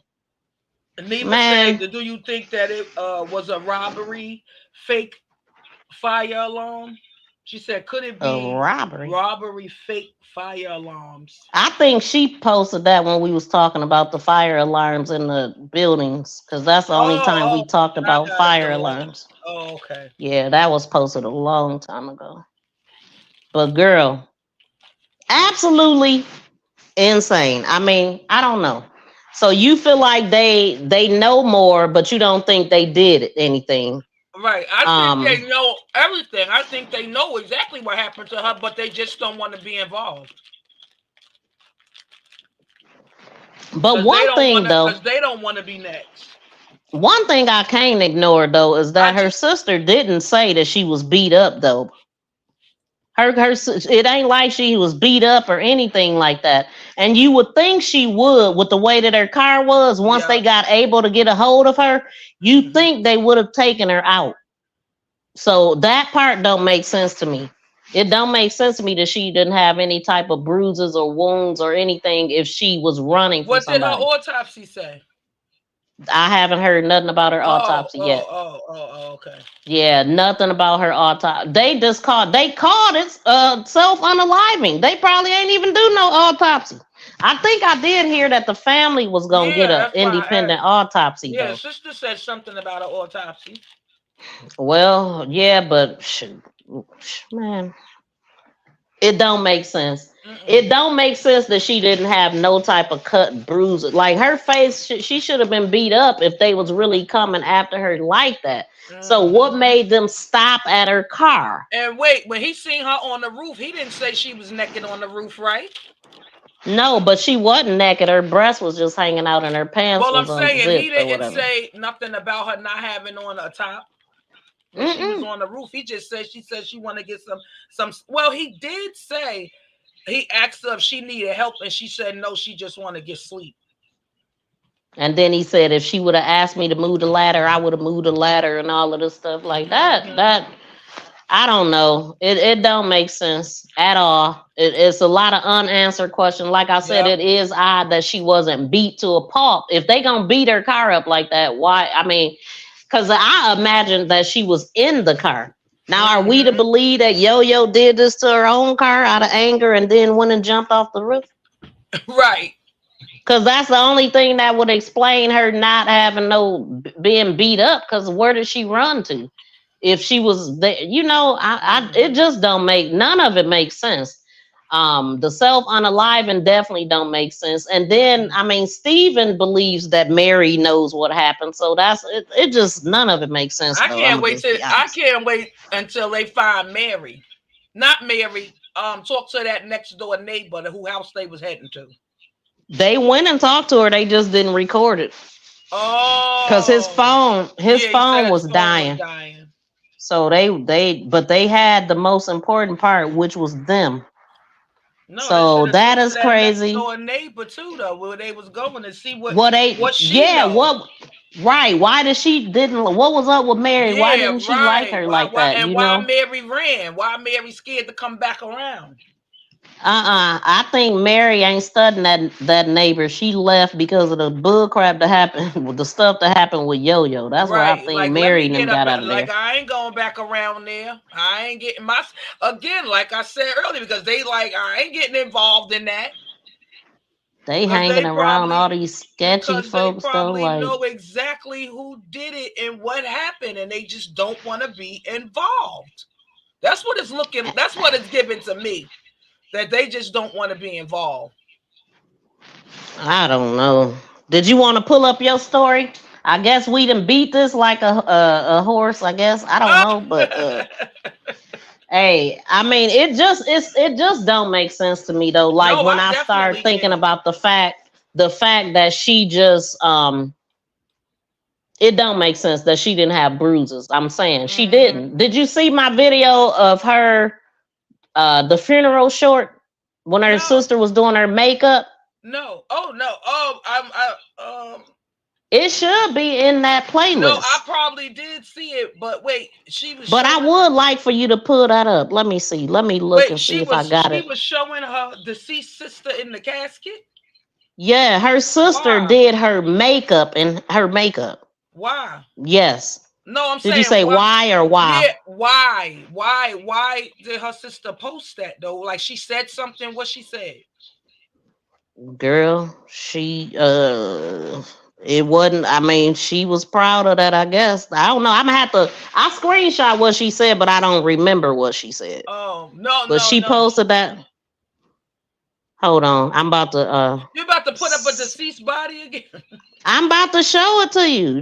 I mean, I wouldn't have posted it if it looked like she sleep. When I looked at it, I looked at it as wow, she is strong to be able to do that because I already had heard that she worked at a mortuary. The guy Steve, when he was going off that day, he was even saying it, that she was like saying something about she worked at a morgue. So she does this, and she was able to do it for her sister. And so I guess it was like a proud moment for her. So she was showing it on live though. See, that's what I'm saying. Just like do you have my channel still put up, or you got rid of it? It's still there. It's just I don't okay, so back out of it. Dead body. It ain't. She don't look dead though. But she still. She looks like sleep. We know she dead though. You know they. I know, but it ain't gruesome. Them Kanika Jenkins pictures, no, it don't look nothing like that. I seen it. That's what I'm telling you. I seen it already, and I hurried up off of it when I saw it on your channel. Oh, I thought you just told me you didn't see it. I said I did. I said I did girl, I see thought it. you said no. No, I saw it. But let me see. Oh God, it came right up too. It's playing pull it up. music, but it's playing music. You know Yeah. that, right? You got music playing. Yeah, it definitely is. Yeah, it's okay. That's okay because I You want me to know pull it that up and song going. just mute the music? Yeah, you could do that. Okay. Yeah. But yeah, I mean, I contemplated if I was gonna post that or not, and then I was like, well, shoot, she put it online, No, and it I don't get look it. bad. Like I wouldn't have did the gruesome. Like I can't stand to look at the Kanika Jenkins pictures. Those are horrifying, and people are desensitized. Like that's too much. But this I was think just decent to even me. going on live, doing this period is too much with these. With It's this a sister. lot. I wouldn't have never done that. Like that's No, personal. I Like wouldn't. yeah, that's personal. Like, But it was a proud moment for her, I guess, because she do it for a living, so she don't look but to at put dead it on people a, like everybody put it do, I guess. right. But that's what I'm saying is personal. So why? I mean, to each his own. But I Right. just Can you make it big? yeah. Miss V, if it's rude and unaliving, do they still do an autopsy or is it a police call? I really don't know. I don't think so because the sister said they didn't even want to do a RAPE kit on her. The sister was like, her breast is exposed, her pants unzipped. We need a kit. So then they end up saying that they would, but I don't know for procedure. I would think that they won't do an autopsy if they ruled it that. That's what they trying to get out of paying insurance money, ruling it, and they not. I mean, admitting to their wrong because of the history of it. Did you hit? You could hit play because it ain't gonna be Okay. saying nothing. Okay. Yeah. So what this is it is just her. Oh, I thought you said mute. Yeah, I did have it muted, but when I pressed play, it went. Yeah, so this is her sister doing her makeup, and this is what she does for a living. I don't know if she just works there or if she's a part owner of it or anything like that. But a lot of people kept saying, "Why is her casket open? Why is it open?" This Well, she video so far. might not have to work there because when my baby sister passed, God bless her soul, her best friend who does hair and makeup, she went and did her makeup and stuff for her and her hair. Yeah, that's true. But I believe she does work there, work at a Oh, okay. mortuary. She not that one probably, but she does work at one because that guy told us that in his video. Because the sister was saying that she worked there. And so her casket was open, though people were asking me that on TikTok. And I believe it was open because she was being transported to the funeral. She wasn't about to go to the burial. But so many people was asking that. And on TikTok, this video, last time I looked, it has 76K views on that video. And they covered it. They put that sensitive thing on it because I guess because people were saying stuff. Shout out to Nexie. Thank you so much, Puzzle Pieces, for the super sticker. I appreciate that, man. Hold on, where is Snoop Dogg so he could say thank you too? Shout out to Nexie.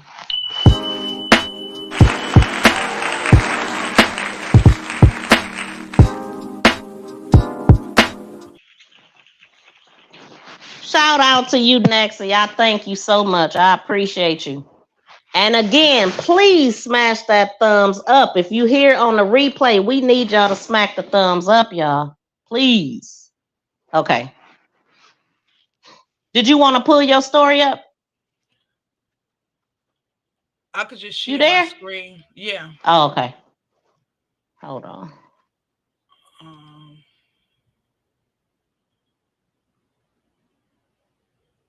It's there now? Let me share my screen.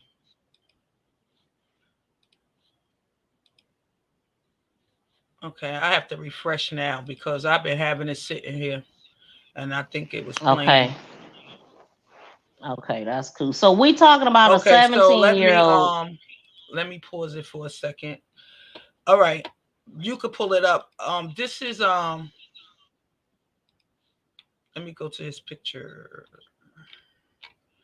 Oh, that's on my other site. Dang, I have a picture of him, but I can't. I'm on your stream thing. They'll show him in the video too. Oh yeah. Let me pause it. I'm trying to. Okay. So we have this is 17-year-old Branden Depa. I know I'm butchering his last name, but he goes to he's a senior in high school in Florida, and he was arrested for beating down his, they are saying teacher, but this is not his teacher. She was the teacher assistant, and he said she took his Nintendo Switch from him. Now, I don't know if you want me to play this video. It's no sound or anything. No, I want you to play the fight because they gonna they gonna trip even on though that. they got it blurred, you still literally see that he beats her down. So I'll just give you the description. They said he punched her and knocked her out. He didn't punch her. He speed kicked her and she flew across the floor and she was knocked unconscious. And then he ran over there and jumped on her and started pounding on her and stomping her. Even when they came to get him off of her, girl, he just started stomping her with his feet and everything. Girl, I mean, it was a mess. Now, what they're leaving out in most articles that I've read, what they're leaving out is that this kid suffers from mental disabilities. He's on the spectrum, and he has anger, behavioral problems, that so much so that he attends a facility for children and young adults. Not at the school, but a whole nother facility is where he lives for children like him that deals with these issues and on the spectrum. That's crazy. So saying that, I say that to say they're trying to charge this kid as an adult for what he did, and he's facing 30 years in prison for what he did to this teacher. And I just have to say, I feel like this teacher, if he said she said she didn't take his Nintendo Switch. So basically, he just ran out of the classroom after you in the hallway like this, what y'all see right here. In the hallway, he ran out the classroom into the hallway, speed kicked you in the back, slammed you to the ground, and started pounding on you like that for no reason. It just, nothing happened. He just did that for nothing. I don't believe that. I just don't believe that. Something triggered this kid, and you taking his Nintendo Switch is what triggered him. I feel like these schools need to get better teachers in the school system that is certified and have the right degrees to deal with children of this on this magnitude. Because if you know that this kid is already dealing with behavioral issues and anger issues and he's on the spectrum, why would you trigger him? You would, if you're his teacher, you already know his triggers. So I probably would have went and got security first, brought them to the classroom, tried to redirect his behavior. Like, we're not supposed to have the Nintendo Switch in the classroom. Can I hold it until after class and I'll give it back to you? And of course he's probably going, no. He'll probably be saying that. And I'll go, there's going to be consequences if you don't give me. And, you have to learn how to talk to these kids. I'm just trying to choose my words wisely because I know there's people out there that's going to say, don't defend this. He should have never did that. What happened to the teacher is horrible. He did beat the crap out of her. But we can't ignore the fact that he already deals with mental disabilities, that he goes he's in a special facility because of his disability. For that purpose. They trying to charge him as if he's a normal 17-year-old that knew what he was doing. His mind is not developed right. And Right. if And you because worked he at said one of these 6'6", facilities, if they worked at one of these facilities and one of these people attacked them, they are not even supposed to fight them back. That's the point. So why is it any different She with wasn't him? I even mean, it was supposed the to touch him, opposite. Miss V. She wasn't even supposed to touch him. That's what I'm trying to get at. She should have never even touched him, took nothing from him or anything. You know his trigger. You know what's this gonna do, what's gonna happen. That's why you have to, that's why I say these schools, they just throw these teachers in there and they're not certified, don't know how to talk to these kids, don't even know how to work with children on this of this magnitude, and then they go and want to put this boy up on all these media outlets calling him the Hulk.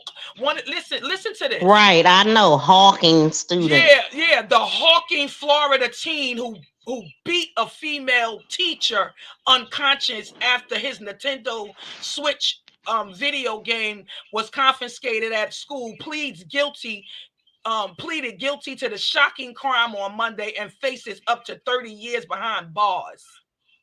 And he's only 17, and they charging him as an adult. They shouldn't be charging him as an adult, and I question if they should be charging him at all because he's not competent.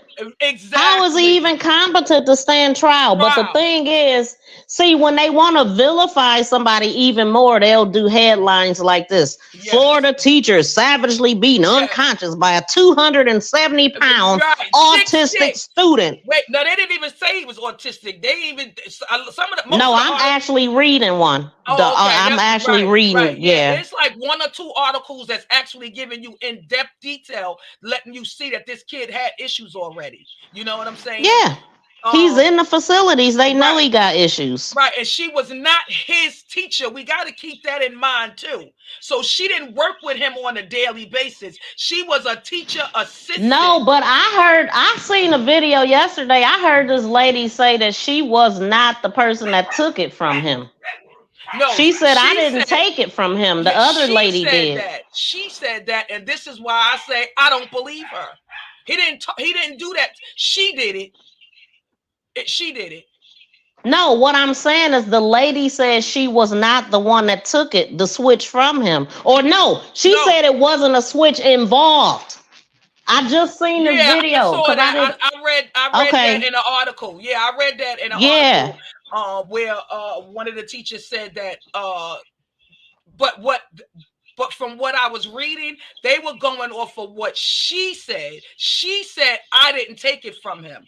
She said this in court to the judge. She was not the teacher that took his switch from him, that there was never a Nintendo Switch involved. Like trying to make it seem like this kid just targeted her. He just ran out of the classroom and just speed kicked her, jumped on her, and beat her up for no apparent reason. Do you have that video of her speaking? Because I don't. No, I don't have her speaking, but the news is talking about it, and they're saying in that video, it's a video, but they're saying that the teacher said that she did not take the Nintendo Switch from him. She was in court saying it to, giving it. They don't let you hear it. They're just telling you what's going on, but you could see him in the courtroom, the teacher in the courtroom, and they talk about the judge said he got to stay within 500 feet of the teacher and all of that stuff. But my thing is, these are the things they want to try to make you focus on, but I'm focusing on the facts. The fact that you was not even his teacher, so you don't know his triggers. You should have never been in that classroom taking nothing from him. And that's why I think she's trying to clean it up and say, I didn't take no Nintendo Switch from him, but he said you did. He said, but that's just it. What's the story? What's the true story? He said, Branden said she took his Nintendo Switch from him. And they don't have cameras or nothing to prove what happened in that classroom. That's her word against his. But that is not good. Is the video surveillance in the school hallway, because that's the hallway. You don't see what happened in the classroom. This is why I believe him. She took that Nintendo Switch, walked out of that classroom, and he ran behind her. And he probably was screaming, give me my Twitch. Give me my game back. Did she have a game in her hand when she was on the ground? You can't see because he was on her. And the way he beat, you seen the video of the way he beat her, right? No, I didn't. Oh my God, Miss V, I saw the whole thing. No, that baby, I'm not gonna call him no baby because I'm just saying baby because he's a kid, but he is a big boy, and he beat the crap out of her, but she was unconscious, so she didn't feel that, but she feel it now. I tell you. That's what I'm saying. She felt it when she woke up, but yeah, because he stomped her and everything. He stomped her at least 5 or 6 times. Because even after they got him off of her, he was still stomping her with his feet. He fell onto the floor and he was still kicking her in anger, like still kicking and swinging his feet, trying to still attack her. Wow. I mean, is it so you don't believe her story? And okay, so he says she took her. Yeah, not that I don't believe her story. I just don't think she's telling the full story because, these teachers not going to tell you the way they talk to these kids or how arrogant they be when they come at a kid. So when you're dealing with a child like that, you have to be a little delicate. You can't be, just his reaction to me, working in the education field and seeing this and having a grandson of autism myself, but he had behavioral issues when he was younger. He's much older now, but I've dealt with similar situations like that. Not him ever touching a teacher, but the aggression of things being taken from him and his reaction.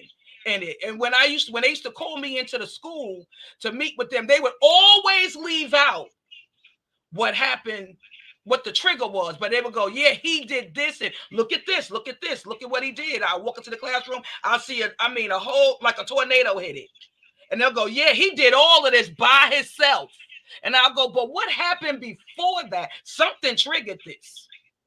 I feel like autism classroom, children like that, or they should have cameras in their classroom. No, you can't just come running out in the hallway and we see the aftermath. What happened before that? But and then the classroom has all the kids are autistic. So are they gonna take their word? Whose word? What really happened? How do we know? They should have body cams or something. Honestly, you're dealing with this. He is a big kid, 200 some pounds. The woman did get beat down. And he stands 6'6". He's really tall too. They shouldn't even be entertaining putting him in a prison. It should be like somewhere to get help or something with his anger, maybe. The psychiatric ward, maybe. I don't know. Look at this, Miss V. Look at this.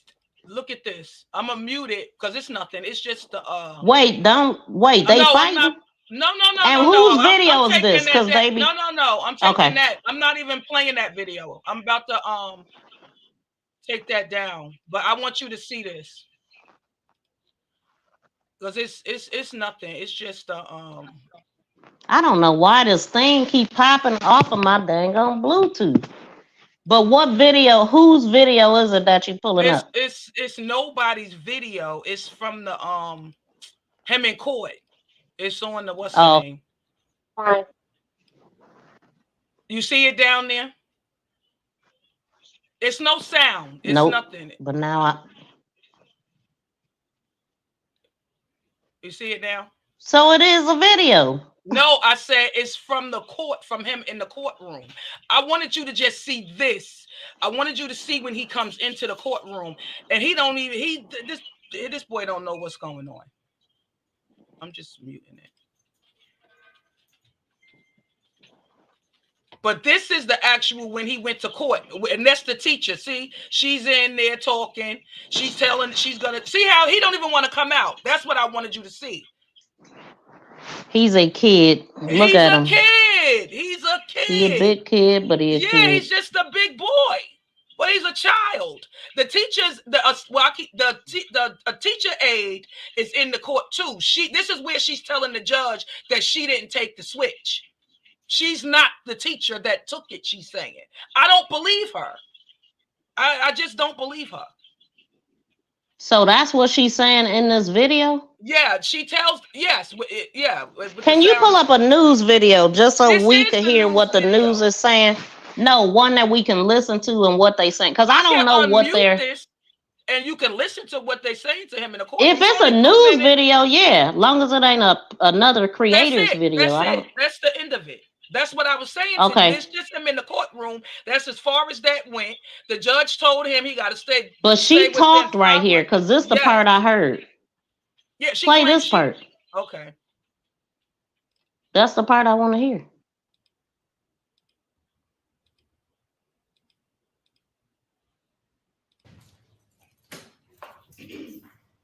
Does this make you feel a little bit more safer, if you will? Somewhat, yes. I just want to make sure this just doesn't ever happen to anybody else ever again. Yes. Can you share with us just a little bit about your recovery, how you're feeling, that kind of thing? It's slow. Every day is just a new day. Being in there, was that kind of frightening, even though you're surrounded by a lot of police and such, but seeing It'd him? be frightening for anybody, yes. Yeah. But thank you. Thank you, sweet. What do you think would be an appropriate punishment for him? I can't even. Yeah. I couldn't even guess on that one. I won't even speculate. And I know you want to clarify, you did not take his game away. No, there was no device taken away. Not at all. It was the teacher that was threatening to not have it being utilized at school. I had nothing to do with it.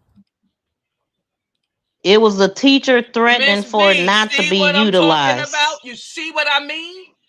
She took that boy's Twitch from her, and it took out threatening. And then you see how she's trying to really choose her words wisely and watch what she say, because she know. And then you can't deal if you got a kid like this, and you know he's dealing with disabilities like this. They probably just, I'm gonna take that right now. If you don't put it away, I'm gonna take it right now, instead of being a little bit more delicate. You gotta, if you're not trained in that field, you shouldn't be working with kids like that. Yeah, and if you have low patience, you shouldn't either. And if you're afraid of them, you shouldn't either. News people, she like want to get away from them so quick too. She definitely had an attitude with the news. It seemed like to me, kind of like, you know. But then it could be just she angry. Maybe she angry because of what happened. But but then I'm still trying to digest what she said. But then she chuckles when she says, when he asks, what do you think the punishment will be? I don't even want to, because you know what she wanted to say. She just knows she can't say that because she's talking about a child at the end of the day. Yeah, she definitely want to know what she want. Like, right. I mean, that's a question that you could give us an answer to. Thank you, Puzzle Pieces. Look, Puzzle Pieces said, I'm going to just say what's not being said. Color is the problem. That part. She paused. Yeah, she did pause. It's like she was like, it don't make sense. I'm still trying to really dissect what she just said. Because she said it was the other person threatening to take it away. Is that what it is? So so what was the threat? When you threaten somebody, what you saying and how you saying it matters. They shouldn't be allowed to have a Nintendo Switch if it's a classroom. Well, they can anyway, but I will say this. When my grandson was younger, and that's how it should be, Nexie. When he would go to school and there's things he know he can't have, they would make exceptions, especially if it was something triggering. Like they'll go, oh, you know what? He can bring it. He can have it. Like for instance, right? They couldn't bring their own foods from outside to the school, but he had a schedule, a routine. Every morning, after breakfast, I would pack him like blueberries, diced strawberries, different fruits in a Ziploc bag that he would take to school with him and eat with his breakfast in school. And he had a teacher that was like, wouldn't let him have it. She would see him take it out of his lunchbox and tell him, no, you can't have that, put it back. And that was a trigger. He would have a horrible day that entire day, which would mean, when I say that, I mean, he's giving her problems all day. Because of that, he's not going to have a good day. So we would have meetings, and the end result was the principal said, let them have the fruit. It's not that big of a deal. It's just fruit. Right. I mean, God. So I mean, That's what I listen. mean when I I say know they be sometimes lying, these so it teachers, is possible. sometimes these teachers, and it's the way they do it too. If you know you dealing with a child like that, you just can't doing things like that is going to trigger him. Yeah, So they why definitely do should it? know. That's crazy. Yeah, that's true. And then They he could ended have. up, They could have calmed it by not yes. They And went this is how I overboard. know, because my grandson ended up having to go to a school for autism, right? Because that was public school he was having those issues in. But I mean, they was very accommodating over the 2 years, for the first 2 years. But then it was like, okay, I wanted him out of the school, out of the public school, and wanted him where he can get what he needs. You know what I'm saying? And be structured and work with real licensed teachers that know how to work with a child on like him. You get what I'm saying? And when he went to the new school, I found out so many things. They're not even supposed to touch the kid. You said they not supposed to? They not even supposed to touch them at all. The teacher will get fired for being aggressive towards the child or anything. That's why I know it's like that for the people that work with them. But so I don't know why this is different. Here, because he's in a regular public school, but he lives in a facility for kids, young adults. Oh, this boy is in a regular public school? Yes, that's a public school. Why would they have him in a regular public school? That's what I'm trying to say. That's what I've been trying to say. It's the school. That don't even. You can't have teachers. I didn't know it was a regular school. Yes, that's why I'm saying that. Like, can you pull up that video in a private chat? Okay, you can't have teachers working with children like him and then don't that's not certified. I did not know. That's the one piece I missed, because I thought you said he went to a school for autism and he lived at a school for or a place for autism. Yes, he lives in a facility what the heck? And young adults that's like me. him, but he goes to that school. So I guess they bus him to school every day, to the regular public school, where he's probably going through the child study team, because there's another video I watched where they did his whole breakdown. Well, I didn't watch it, I read it, where they did his whole breakdown of his IEP, the child study team. So when they start talking like that, that's public school. Why do he live anywhere other than with his parents? Because of his behavior. And his autism. So if his behavior is too bad to live with his own parents, why is he in a regular public school? That's my point. Like that don't make sense. What's her name? Puzzle Pieces said they don't care. It's the color. They don't care. That's why they trying to charge him as an adult. They think, this is like a kid that would you want to just sweep up under the rug, get rid of him. He's a bad seed. Get rid of him instead of trying to help. What in the world? I got your video down there. Okay, that's just a video of this because I didn't follow this or nothing. I want to hear an official video. Yes, Puzzle Pieces. The new school my grandson had ended up going to, they had cameras everywhere, the hallway, the classroom, everywhere but the bathroom. And they used to send video to you to an app so that the parents can see what their child day is like in the classroom. You can always go right to that app and see what they do. Right, like a dog daycare. Yeah. You want me to start now? Yeah. Okay.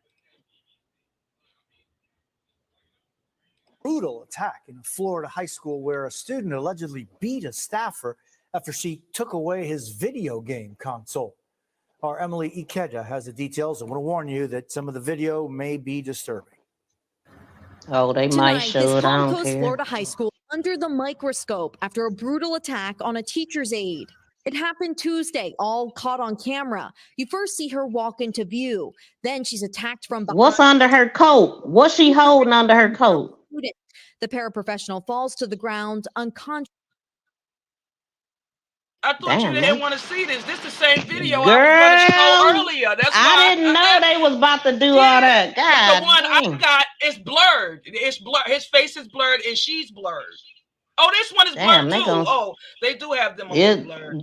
Yeah, move it forward a little bit. Like, God damn, do we I gotta told keep? you, Miss B. Hold on.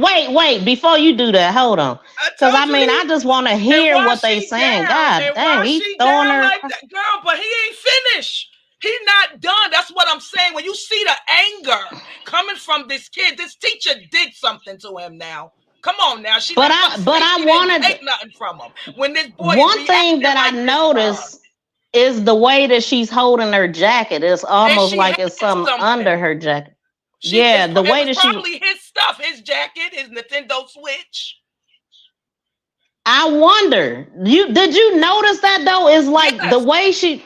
Yes, Damn, I wish she walked right out that classroom, and you see he came right Girl. behind her, and that's why I said he could be screaming at her, "Give me back my stuff! Give me back my stuff!" Can you take it back slow, like with the red thing? Just take it back. I want when she first came out of there, the way she was holding that jacket. I want to pause on that. Okay. Right. Yeah, right there. Yeah. Look how nobody holds a jacket like that. She got something else in her hand under that jacket. She knew. That's what I'm saying. For her to turn around, he must Is that a jacket or am I tripping? Or is that a book bag? No, that's a jacket. You're right. It's Who a jacket. holds a jacket like you collaring somebody up? She got a phone or something like a Nintendo Switch in her hand. Yes. Under that jacket. Yes. And she's leaving the classroom, walking out aggressively, and you see him come out aggressively behind her. We just can't Girl, hear what she he's lying. saying. Listen, She is a liar. listen here. We just solved the case. It's a Nintendo Switch under that jacket. Look how she's holding it. Like she's grabbing somebody by the neck. Yeah. Because she holding Okay. it. She took his stuff. Girl, she got that Nintendo Switch in her hand. That's what it Then looked she's like. attacked from behind by 6'6", But it should have fell out at this 270 point, though. Student. If The she had it. paraprofessional falls to the ground unconscious. The student stomping on her back and repeatedly throwing punches in a beating that lasts roughly 25 seconds, even as students and staff try to help her. This could have been homicide. When you push people down like that, they hit their head. Wait, Miss V. When you see the part where, let me scroll. Let me just go back just a tiny bit. Right here. You see how that when I said they was all trying to stop him, even after they get him off of her, while he's down there on the floor, he's still kicking her. And they pried him apart from her. And while they still trying to pull him, he's still on the floor, still kicking. He's gonna be still kicking her and everything. Like you can tell he was angry. Like, give me my shirt, like give me my stuff. What's under that jacket? His Nintendo Switch. And that's what I want to know. What's under that coat? And look, and that's his coat. I bet you that's his coat too. I bet it's his coat because she was holding like she was choking it, like she probably wanted to do him. But I'm just taking it being. to the office. She was taking it to the office because she took it from him. That's exactly what it looked like. Nintendo Switch, and I believe him. I believe what Whose else coat was she walking with? When you push people down like that, it wasn't they hit though. Their head. You never know the outcome. The 17-year-old, who is not being named since he's a minor, has been charged with felony aggravated battery with bodily harm. Am I going to jail? Yes, you are. For how long? According to the arrest report, the suspect told investigators that he was upset that the employee took his Nintendo Switch game away from him and made comments that when he comes back, he's going to kill her.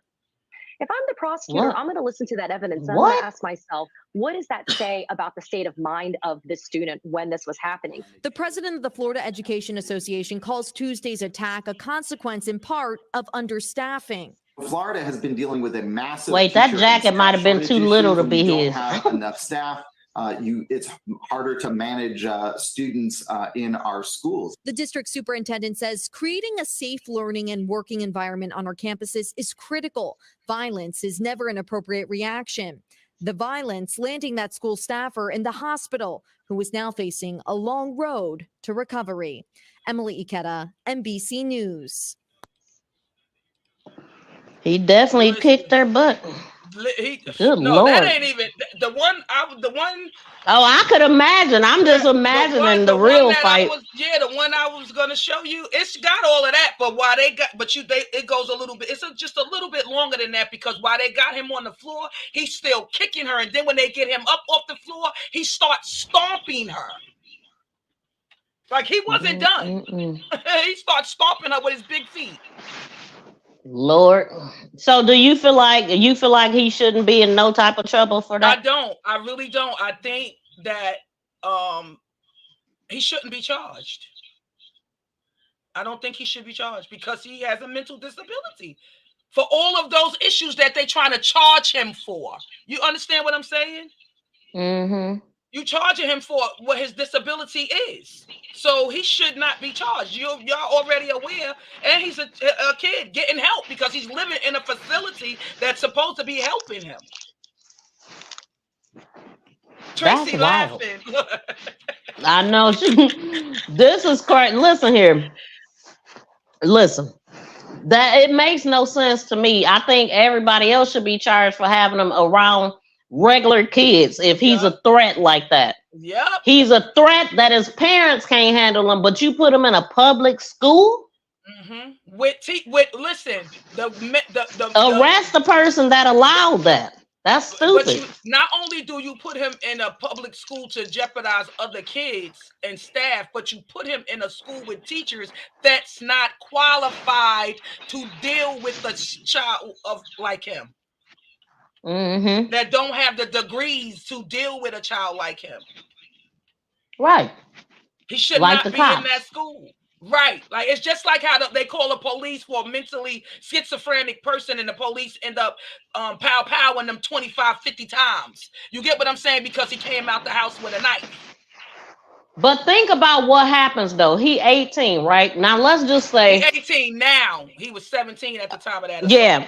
Yeah. But let's just say that, once he get 18, I mean, I'm guessing if they got him in a public school, they basically hurting him by having him in a public school because that says that what he has is not really as serious as people saying that it is. You hear how he so said, that's number one. Jail? He said, am I going to jail? He's like, man. Long? Look, he like, that's not right. He don't even understand what the hell he don't even understand what prison and jail is, baby. 30 years, man, come on.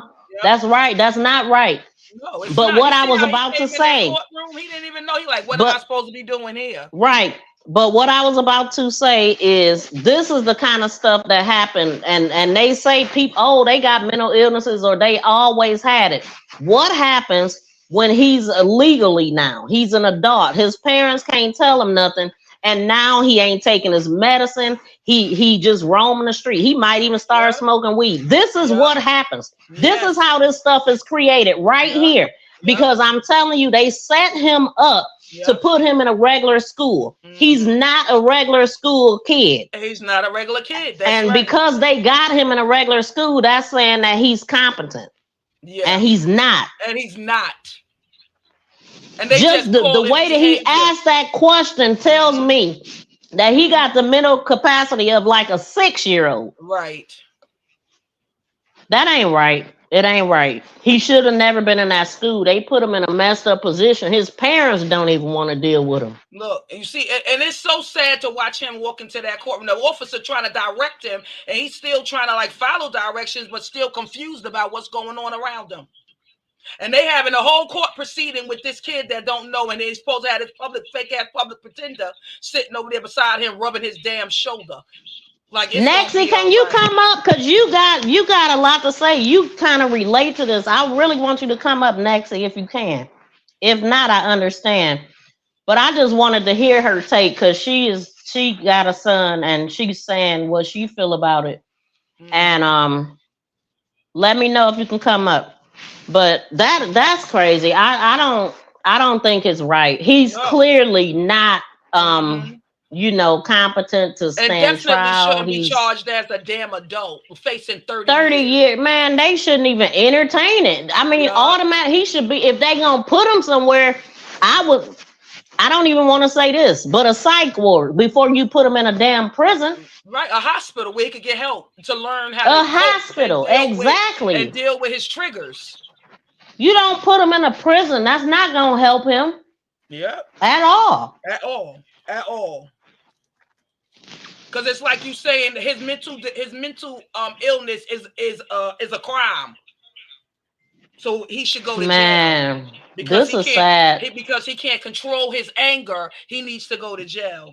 They trying to railroad him. Yes, exactly. Exactly. That's why watching that, I was so angry, but I'm like, I gotta be careful on what I say, because you're gonna have a lot of people out there saying, look what he did to the teacher. You're making excuses for him.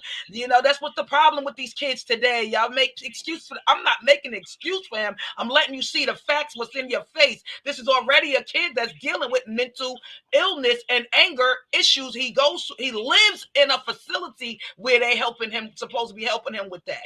So why put him in a public school setting with unlicensed teachers that don't know how to deal with a child like this?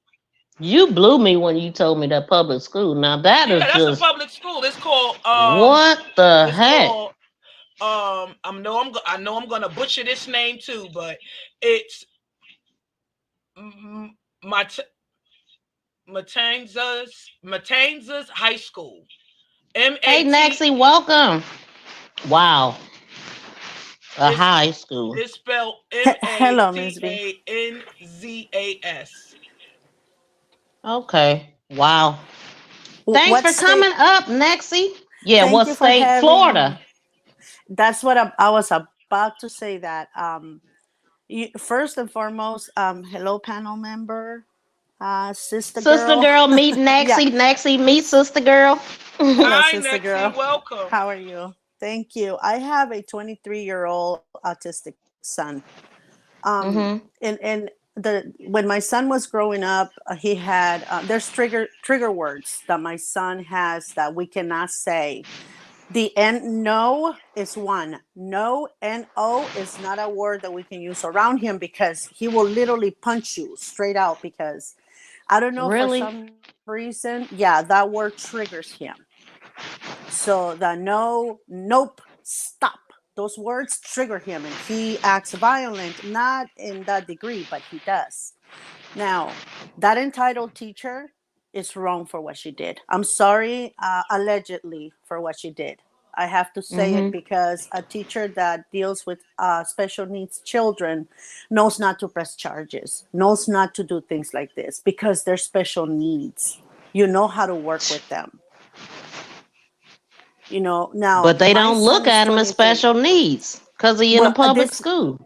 That's another thing that I wanted to touch on, Ms. V, if it's okay with you. A lot of parents feel that many parents feel that putting a child in a public setting, it's gonna help them with a socialization or other things, but putting them in an environment like that is actually more damaging for them. Because there's bells, there's noise, there's screaming. All those things are not good for kids with that, because they have very sensitive ears. Now, I had a lot of backlash for this. My son went to a school called Spectrum. It was established probably when my son was like about 8 or 10 years old. And it's just for kids with special needs. There's no bells, there's no screaming, there's nothing around that can trigger an outburst from them. All of the teachers are specialized. That's why it's called Spectrum, because it's for kids on that spectrum. So my son went to a public school that had a special needs setting inside, but it still had the bells ringing, and that triggered him. In that other school, my son did well. He just graduated last year, but he did perfectly. No outburst. He was well behaved. He listened, and all the teachers are specialized. Now, Florida, it's a very weird state, and I'm gonna say it, okay, because it is. Their special needs really do not have many laws, I guess. They don't have many help. They don't have help like that, like other states do. It's very little what they do with the special needs community. Wow. So Florida is known to not basically honor the disability? Florida is known, it's a retirement community, I guess. So many people are old there. They don't have special needs. So nobody has fought for benefits and things like that. So they're not because I have a couple of people that live over there, and their benefits are very, very, very limited.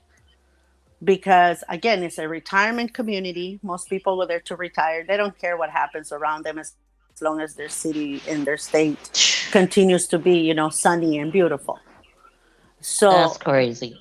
Yeah, it is. Now, a child like this with this kind of special needs, he should have never, if the parents couldn't control him and they felt the need to give him to the state dropped the ball on this one. I'm with Sister Girl. So do you think that's what happened, or do you think his family gave him to the state because he's in another facility? When you do that, if he lived in another facility, that means the state is his ward. Really? Because that's when they removed him. Well, at least that's how it is in my state. That's kind of makes sense too. It makes sense. I can't do this. I'm sorry. He's not behaving. So the state says, okay, so you don't want to have him in your home? No, I can't. You can still have contact with him, right? You can still have visits. You can still have contact. But the state takes over, and that's when he gets placed in these facilities that are supposed to be for special needs. But that's on my state. I don't know how Florida is. So, Sister Girl, which way are you understanding it? The facility he stayed at is called the abbreviation for it is called ECHO, ECHO. And they said that it's for children and young adults that suffers from behavioral challenges like him. But you see how they're putting it, Sister Girl? Yes. That suffer from behavior. It doesn't say that they're special needs. Right. See? That oh my God. Oh my God, it's all in the words, man. Everything that Nexie said, I agree 100% because I dealt with it with my grandson, and he lived in Florida too. That's why he's back with me and back in his other school where he was already excelling at. Because you can't. Like she said, it's setting them up for failure when you putting them in a big old classroom setting and saying, go ahead, you got this, and you can't. And she's right with the trigger words. That's what I kept trying to say earlier. The teacher knows that these things is triggering for him, yet you're gonna say these kind of things to him when you know that that's a trigger. Exactly. Wow. Exactly, Ms. V. And the problem here, and I hope that there's more people, that are listening to all of this, and hopefully they can fight, in Florida to give these kids more help. But because even the facility, the way they word it, it's not saying he's a special needs, facility. It's saying for troubled kids. What is that telling you? Oh, man, that is not good. Child. Exactly. Oh. Now, I hope his parents are right behind him because that child doesn't belong in jail. The teacher does, allegedly. Right. Yep. These are my words, not Ms. V's. These are my words. Yeah. Not Ms. V's or yours. I'm just saying that she should have never done this. Okay. There's ways to you call the parents, you put him in a room, let him trash the room until his anger is in control, and then call the parents, and then you guys can do this one-on-one. But you don't involve the police on this. You don't. This wasn't a matter for the police. She should have just not taken it from him. They know what type of issues he has, or they should. Oh my God, this just sounds like a setup, a railroad. I feel bad now that I understand more. Thank y'all for making me understand because I didn't know what was going on. Wow. Yeah, they know what he was up against. They got his IEP. When they started saying IEP and stuff like that, I knew right there he was in the public school. Me too. When they started saying that child study team and IEP, I said, oh, it's a public school they got him in. And he should never been in that public school. No, absolutely not, man. And could you imagine how much? Miss he V, being another teased thing. and everything. Go Yes, ahead. exactly. Another thing is Yes. when they say IEP, right away is special needs, because IEPs are only set for that, which I that's why I knew that when you said that, when you said that, I was like, oh my God, his special needs. But another thing is, the the the way the coat, when you showed that video, the way she had her coat, the way she was grabbing it, she did take it from him. She did. There's no way she didn't. There's no that a boy like that. My son does not attack you unless he doesn't attack. He just punches you. Like the one time he hits you either on your arm or he hits you on whatever. Yeah, and my grandson, he used to throw things. He would like pick up things and like throw things in the class, like the chair. Yeah, like he never attacked the teacher, but he would be aggressive to himself or the classroom. You know, like he was just, I mean, it looked like a hurricane hit it. And again, like Nexie said, it's them trigger words of no, stop. The same thing. Same thing with my grandson. Yes, telling him you can't do that, you can't have that. That's a trigger. Oh, yes. You just have to use other words. That's what I said with the. Really? And you heard the say, "Oh, well, he was threatened." See, when you say that, you know what they said to him. Give me that. I'm gonna take it from you. You're not gonna have it, and you know, like that. And you're not supposed to do that. Fine. You have to use other words. Yes. Like well, let me give you this. Let's try this. Would you like to have this? And let me hold that until the end of the day. Like you have to find ways of not using the word no and get out and give me that. You know, you can't be like that with a kid like that. You can, or you can say, you know what? How about you only use it for the next 10 minutes? Let's get a timer. Yes. Let's get a timer.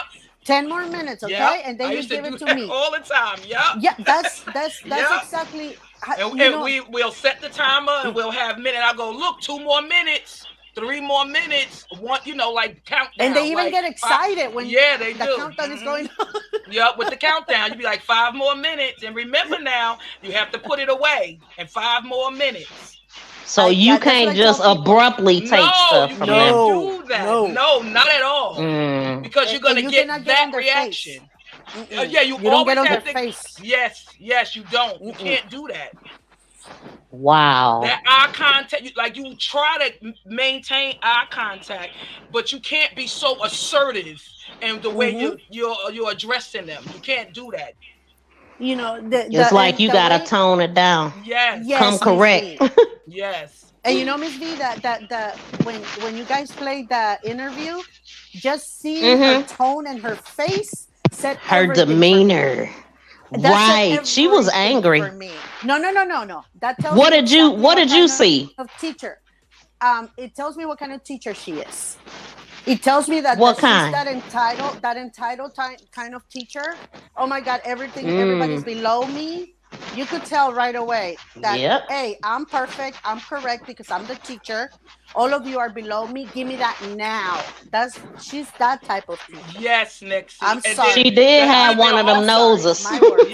You're right, Nexie. We agree. She's not even a teacher. She's the teacher aid. Thank God. And assistant. Not for that class. So basically, they must have called her in because she's the tough one. You get what I'm saying? And let her handle him because she's probably the tough one in the school. They'll go, I'm going to get Miss Brown. Don't make me go call Miss Brown. Yep. But, you know. And Miss Brown came in there. Oh, she got her. I'm sorry. Hand it to her. Goodness gracious. You can't. My son's school. I have been to pick up my son sometimes when there is a student that is completely losing his cool. You know what they do? There's 4 teachers around him, but nobody gets close to him, and he's running. They're following him. He goes to the room, throws things around. They're over there following him. He's kicking the door. They don't touch him. They don't touch him. They can't touch him. Nope. Once he's done, he comes to the teacher and bumps the teacher on the chest, saying, "Okay, I'm done." But they don't touch him. The teachers allow him to bump the teacher on the shoulder with the little head and says, "I'm done." Okay, you're done. Okay, oh my let's God. go pick up everything up. But that's what special needs is. And that's what I tell parents. You cannot. They say when they're little, my child is very well behaved. Yes, he's little. Wait until he turns into teenage years. Their hormones change. Their attitude changes. So special needs school is the best one for them. Yes. It's what's gonna give them the best outcome in life. Yep. My son is very well behaved. He listens. My grandson too. He follows, and you know the funny thing here, sister girls, that in my school, my son could bring his lunch. He brought his blanket. For he could bring it in 6 months. this new school. My grandson could. I know when I was saying that earlier, I was talking about the pub. He originally started in public school, where that's where all the issues was happening, and it's like no, this is just not the right setting for him. So doing my research, and plus when he was younger, because he used to have them outbursts when he was 3 and 4. So where I live, they have programs called mobile response. They're 24 hours. You can call them at any time, 2, 3, 4 in the morning. They come out to your house to help you to cope with the child. And that's what I used to do with my grandson. So that's how I was able to even learn the things, because I've been in the education field for over 25 years, but I never worked with special needs. You get what I'm saying? But I do have patience. But so when he was getting like that, it was like, oh no, something is wrong here. So I reached out. You have the common sense. Yes. Yeah. So they would come out and then they would counsel me. They would counsel him. And there was quite a few nights in early mornings, like 3, 4 in the morning, I would have to call him. And the counselor would come out to my house to talk to him and stuff. And kind of just get him to calm down and things. Because like you said, you don't call the police. The police can't do nothing for him. No, they can't. And the sad thing is that we're seeing more and more cases like this that, that people are not understanding your child. And this is what I tell parents too, because, I have a small support group, and I tell them, you don't make them come to your world. No. You go into their world. Yes. When people were saying, is he getting better? I said, I don't know if it's getting better or I'm becoming autistic. I don't know which one it is. Right. I see that he's improving, but I don't know if I'm going down in that rabbit hole. Yes. Right. Because you don't know. My son, like I said, he has chores to do. And of course, pick up your room. He will trash the room like, okay, pick it up. And he will throw toys all over the place. And I will say, now you're going to have to do it twice. And he will be looking at me like, oh, right. And you have to let them get it out when they talk. You have to let them get it out because, they don't have a filter. They're going to tell you how they feel. So you're going to hear that. And you have to let them get that out. You have to hear them out. That's where the patients come in at. And you have to listen. And learning what they like. My son is all about computers, right? He's my grandson too. Oh my goodness. He loves computers. He knows how to download systems, how to change. I mean, since he was 6 or 7 years old, he's been into computers. Now, he learns in clips of a movie or a show. He tells you exactly that. He speaks, but he learns better when he sees it in the computer, and I don't understand why. I really don't. So when you want him to learn something that he did wrong, I always pick something that can refer to what he did. And then he looks at me, okay, and then he says, I'm sorry, Mom. I said, okay, I'm glad that you're sorry, but now you have to pick this up, and now it's twice the mess. He's like, okay, and he starts picking I know exactly what you mean. You cannot impose. You cannot impose. No.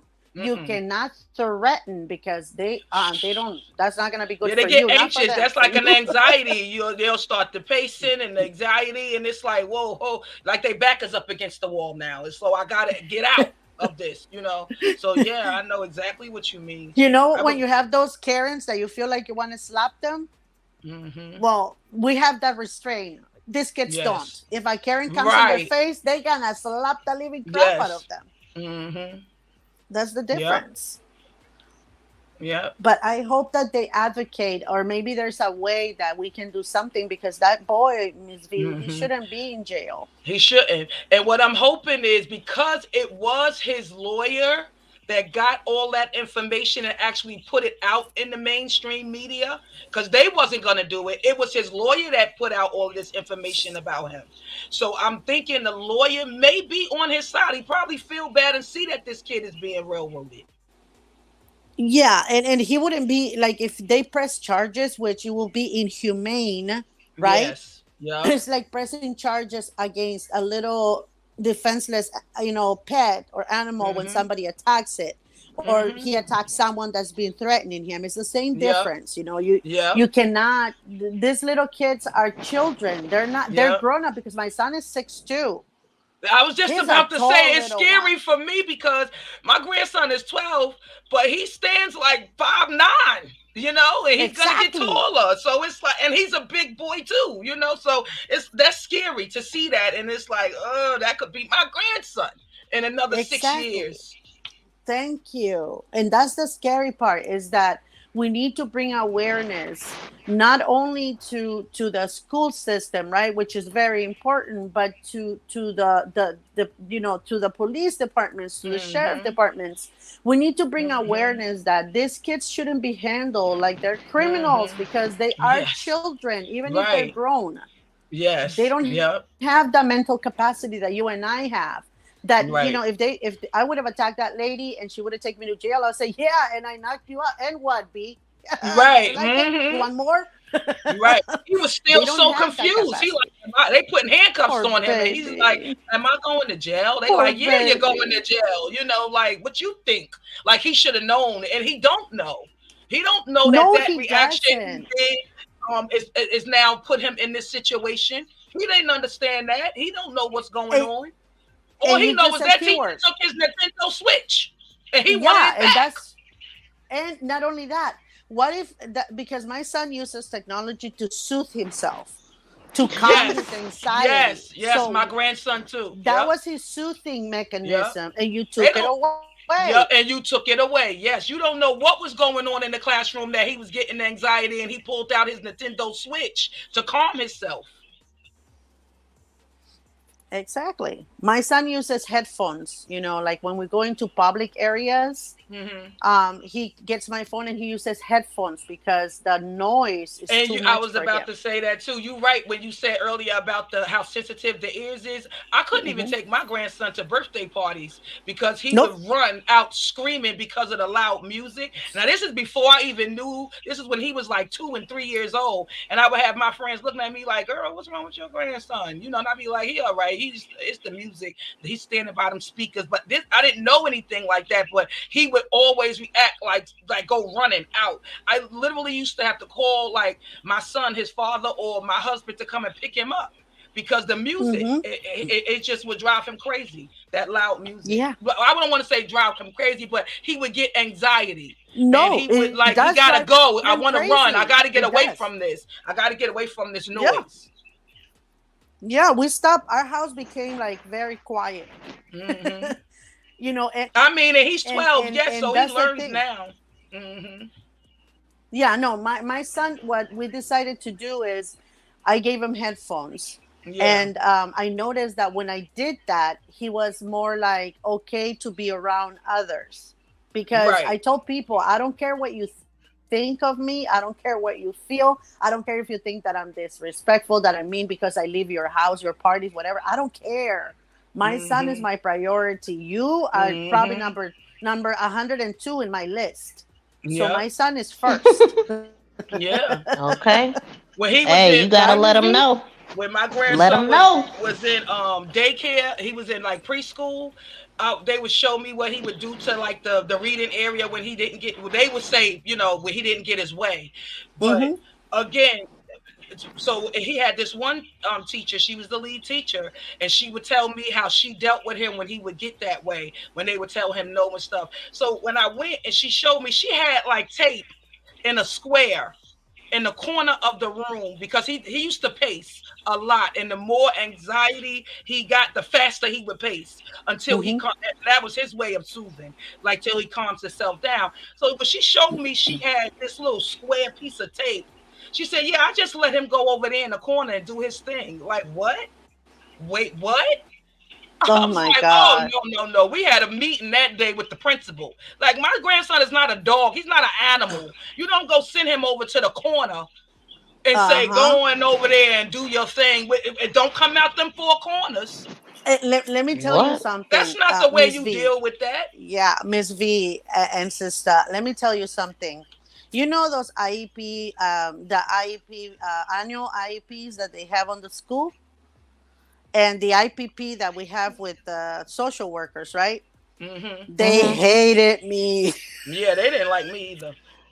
No. Yeah. I will come I've heard of it, but I don't know much about it. There's something in there that I knew that's not my grandson's character. I would say he didn't do this. No. He didn't With say me, you know why they hated me? Because the IEP is the individual education plan, Ms. V, that goes for the school district. Mm-hmm. The IPP is the individual personal plan for the house. Mm-hmm. Okay, so there's two different settings that you do every year, because they bring people to the house when they're younger. They bring them in to teach them behavior, to work with you so that they can teach you how to deal with them and stuff like that. That's the IPP. The IEP is for the school district, the education. That's the difference. But it's annually. Now, on those two, they have goals, right? At the school district, they have goals for, he's going to get 30 minutes of motor skills. He's going to get an hour of speech, 2 times a week, whatever it is that they appoint. Now, when the house, they tell you, okay, now we're going to send a group. He's going to have a group of 3 people that are going to come 3 times a week for an hour or 2 every, 3 times a week for him, for motor skills and behavior and stuff like that. Now, for me, every time I will go into the IEP, they will be looking at me and my husband like, oh my God, here they are, because I will ask questions. Last year you said he was going to be at this level. Why are you reducing speech if he hasn't reached this? So we will fight, and they will roll their eyes. We could see them and we will laugh because we were the parents that they hated the most. Now, the IPP, which is the one for home, once the kid turns 8, they want to reduce the hours, okay, the amount of hours at home to maybe twice a week. I fought with them until my son was almost 14 years old. They gave him 6 days a week, 3 hours a day right after school. They try to cut him off, and I said, nope, he needs more. And I will fight. I will appeal. I will not let them be in peace. My son had 6 days a week, 3 hours right after school. They will come in. They will work with him for 3 hours. Okay. And my son learned speech. He learned behavior. He needed those. At 14, they said, we cannot fund it anymore. So it's done. I said, oh, I'm satisfied already. So you can take it away. I don't care. But they hated me. They hated me. Because so basically they take away things or try to deem them as okay, so that I mean, so but that what they don't happens, have to do the job, they don't have to do the work no more. It's kind of like passing the buck. Like, you know, so it really is up to the parent, because my thing is just listening at y'all talk and listening at this case, right? The 17-year-old. I'm looking at how they're railroading people with disabilities that like this kid, this 17-year-old looks like he has a disability to me. He looks like he's not competent, right? So why he's been railroaded into being normal just so they can put him in prison. And still make money off of him. Now you see why I'm so angry, Miss V, when you was like, wait, let's talk about it when we go live. I didn't know what was going on. I needed to know the case. That teacher. No. That teacher. Now I see. And Miss V, it's more about the budget. Remember this. Right, sister girl? It's all about the budget. Yes, that's why I said it's more like they want to pass the buck. Give them back to the parents. Let the parents deal with them. No, not only that. This is what they do. Okay, with my son, this is what we learned, is that what they were doing is, why am I going to spend an extra? It says the threshold is 8 years old. At 8, and most parents say, oh, okay, that's fine, thank you. I was like, I don't care, you guys have money, I pay taxes, I do this, I do that. We're both professionals. That's right. And they hate it. So, that's right. So as a parent, you are your child's voice. Advocate, yes. Okay? If you don't do it, they're not going to bring it to you.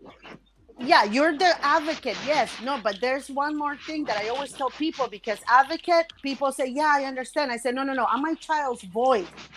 Yeah. I'm telling you what he's telling me he needs. Okay? So you hate me all you want. And I will tell this to the people before I left. You can hate me all you want. I don't care. But my Nexie, oh my God. They hated Do me. you know what I'm hearing? I'm hearing, I'm sorry to cut you off, Nexie, but I gotta say this right now, because listening at you saying this, there needs to be an advocate for parents with children with autism, because they don't know what is it. No, they do. They have that, Ms. B, but just like Nexie said, it's limited. They cut off certain programs like that once the child turns a certain age. It need to be somebody on YouTube doing it for free. I mean, I'm just saying this information need to be shared, because I don't know. Go ahead. This is crazy to me. No. I wanted to talk to you about this. I think I want to do something like this. Oh, yo. Oh my God, Nexie. Yeah, I would love that. Nexie, that, because you seem to be very educated on this, and you could help so many people, because so many people just listen at the teachers and they go along with what they're doing, but they actually got some old nefarious stuff going on in the background that this parent don't even realize is happening. StreamYard banana. Exactly. Alex is back in your life. He's not in mine. He's in yours now, doing all of this spamming. You know what? That's it's funny, because I didn't give him no shine, but it was a Vienna back here for a long time that I was just looking at. Didn't say nothing. Eventually, he just dropped down. So I'm guessing that's Alex. Go away, loser. This don't make no sense. I don't know where these trolls coming from. Is Tracy in the chat? Tracy got his ass. Thank you, Tracy. Oh, okay, she got him. Okay, get up out of here with that, man. Yeah, he was.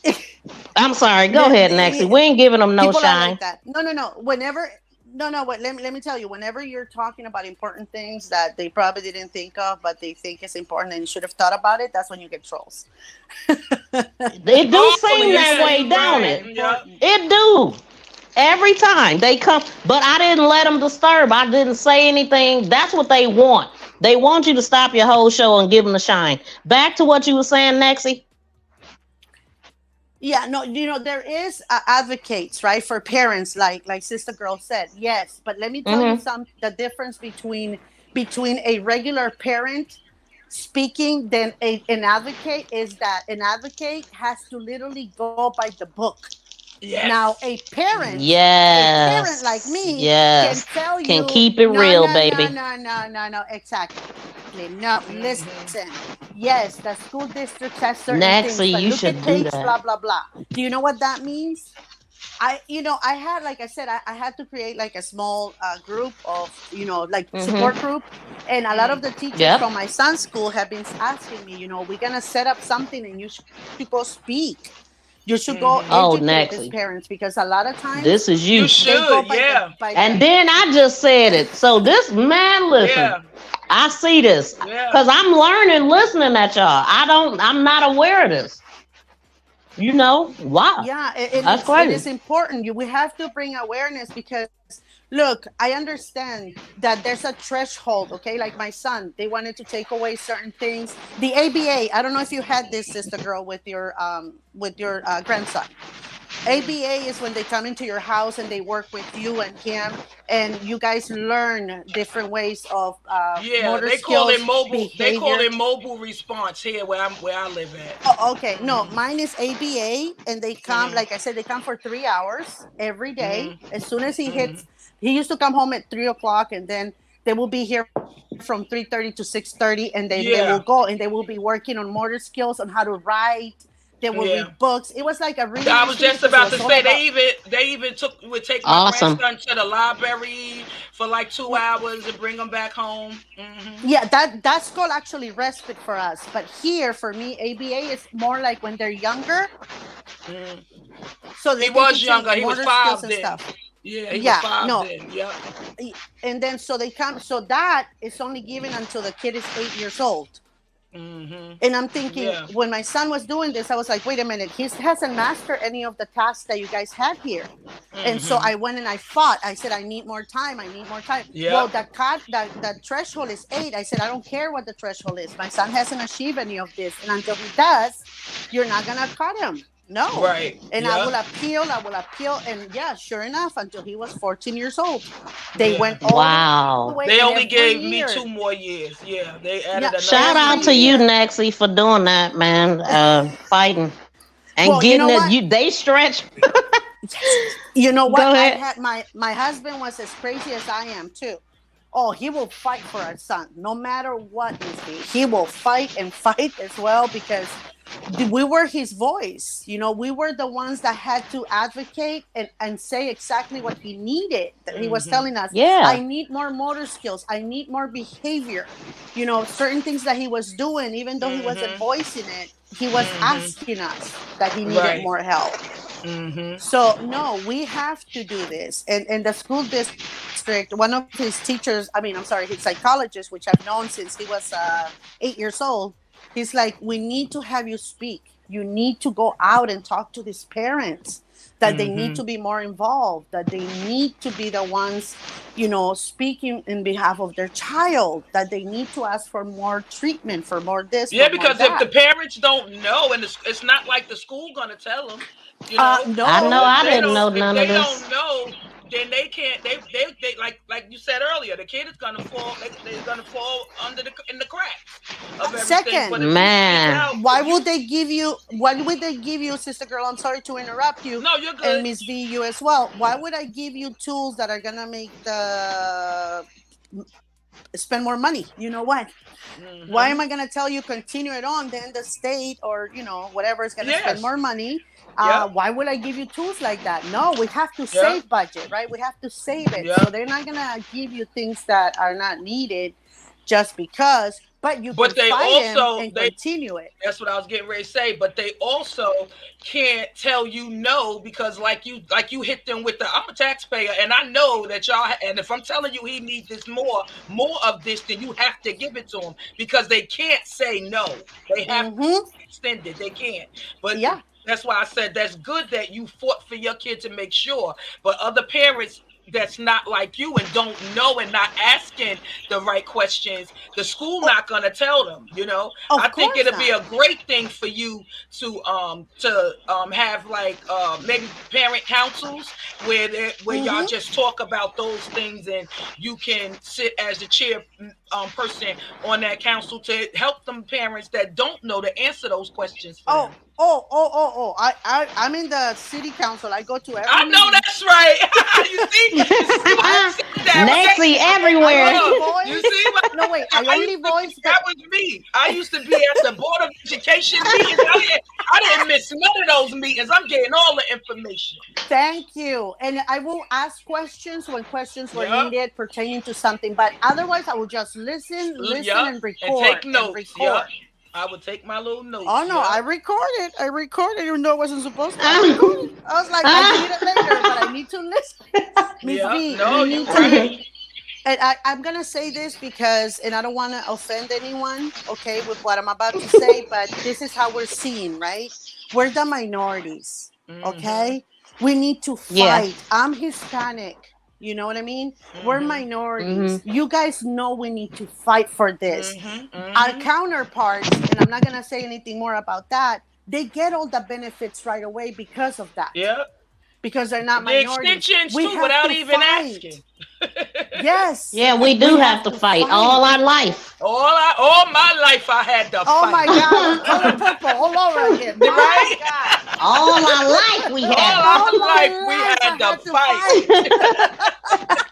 I had to fight the school system. I had to fight the police. I had to fight the government. We got another movie coming. No, but we do. It's unfortunate that is the case. But remember, if you have someone with special needs, it's not going to be just leaving everything up to the school, everything up to whatever the social worker says. No. They have as much rights and laws actually more than we do. No, they think we don't read the packet. You know, Lexi, they think we don't read. They think we don't read that 100-page packet in the manila envelope that they send home to us. They think we don't read. We just put it to the back. No, I read everything. And on page 59, section, the third paragraph says, they're like, damn, she read it. You read it all. Happy birthday, Lewis. Thanks for the like. Thanks for coming through. So I believe you. You're right when you said I could believe that they didn't like you and your husband when y'all was coming into those meetings. But they like, oh damn, they here. So we already know what we're gonna be. The meeting's supposed to they would expect you there 15 minutes. That you done had them there an hour. Because that's how I used to be. They'd be like, the teacher gotta get back to her classroom. I'd be like, well, I'm not done. I'm not finished, and I'm still flipping my pages. We had him there for 2 hours, and when we used to get into the parking lot, I will get out of the car, and I will tell my husband, "Ooh, I just heard the eyes roll right now. I just heard it." Yeah, they be mad. They want to give you like the eyes. 10. Yeah, they want to give you 10 or 15 minutes. When we here to talk about my child, and you think that's only gonna take 15 minutes or 10 minutes to talk about a whole IEP or what he needs for the rest of the year. And the quarters of it, like every 3 months and stuff. No, I'm still talking, and I need more information. I'm still asking questions. One lady said one time she was removed because I requested her to be removed from our IEPs. She said one time, I understand what you're saying, but there's no need for attitude. And I looked at her. My husband was about to respond. I held his hand. I looked at her and I said, if I didn't give you attitude, would you listen to me? And she just looked at me puzzled up. And she's like, I mean, well, yeah, that's what we're here for. I said, no, you wouldn't. If I didn't give you attitude, you will step all over me. I've seen you do with other parents. I go, so no. And I told him right away, I want her removed. I don't want her here next time. And that was it. Get up out of here. His psychologist, which you know how they come to the IEPs, the psychologist, the speech pathology, they all come in. So the psychologist, I already had him in my pocket because he was a minority as well. You know, he knew what we were up against. So he was the one also advocating, you know what? Yeah, he can use more time on this. Oh yeah, he can do this or this. Oh yeah, we can do actually more here. So yeah, so I had him. So Maxie, are you saying that it's a really hard fight to get these hours approved? It's really hard to do? Approved at the beginning, no, because they're the child is small. It's hard to keep them going. Yeah, as they get older. Right. As they get older, yes, ma'am. Okay. As they get older, it's really hard. Second, so go ahead, Nancy. Go ahead. I'm trying to understand. Go ahead. No. You ask me the questions. I'll try to answer as best I can. So so as they get older, it gets harder for them to get the skills that they need. So then is it like every year you have to go and get it reapproved, or how does that work? Exactly that. They come in. Okay. You go into the school district, right? They do the IEP. They tell you the goals that they had for the previous years, how many 70%, 50%, 30% of that they have met. Some of them, they say, we're going to roll them over to the next year to try to get them to achieve at least a 70% or 100% of it. And then we have new goals, right?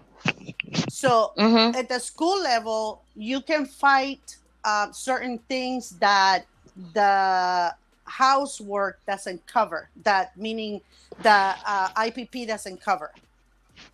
Like speech, motor skills, they continue on until they graduate there's high school and stuff.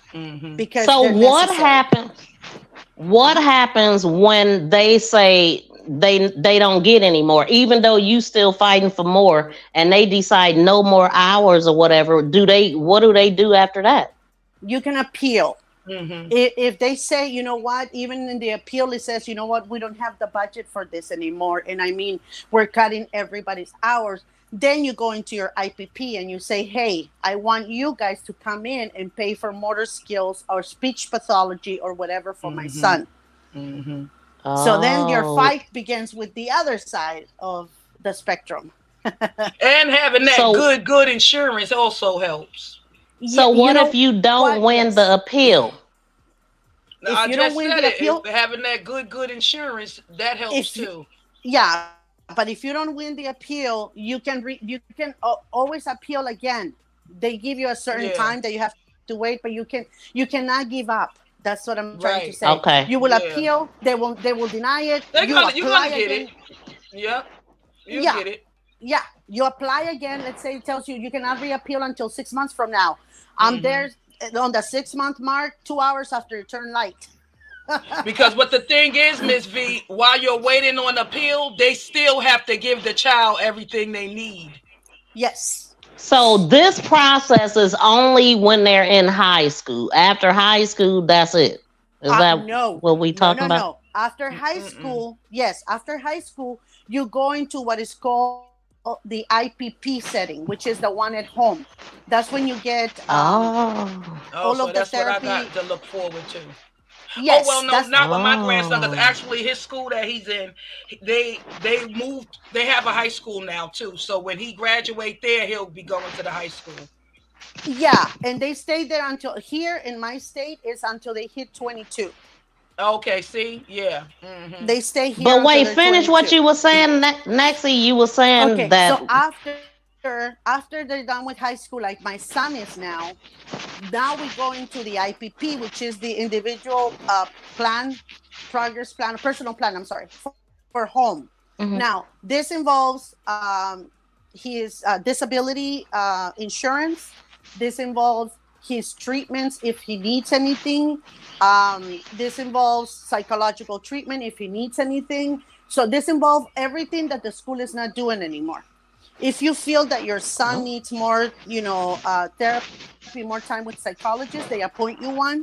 If you feel that your son needs help with, motor skills and stuff like that, they send you to a person or they send someone home.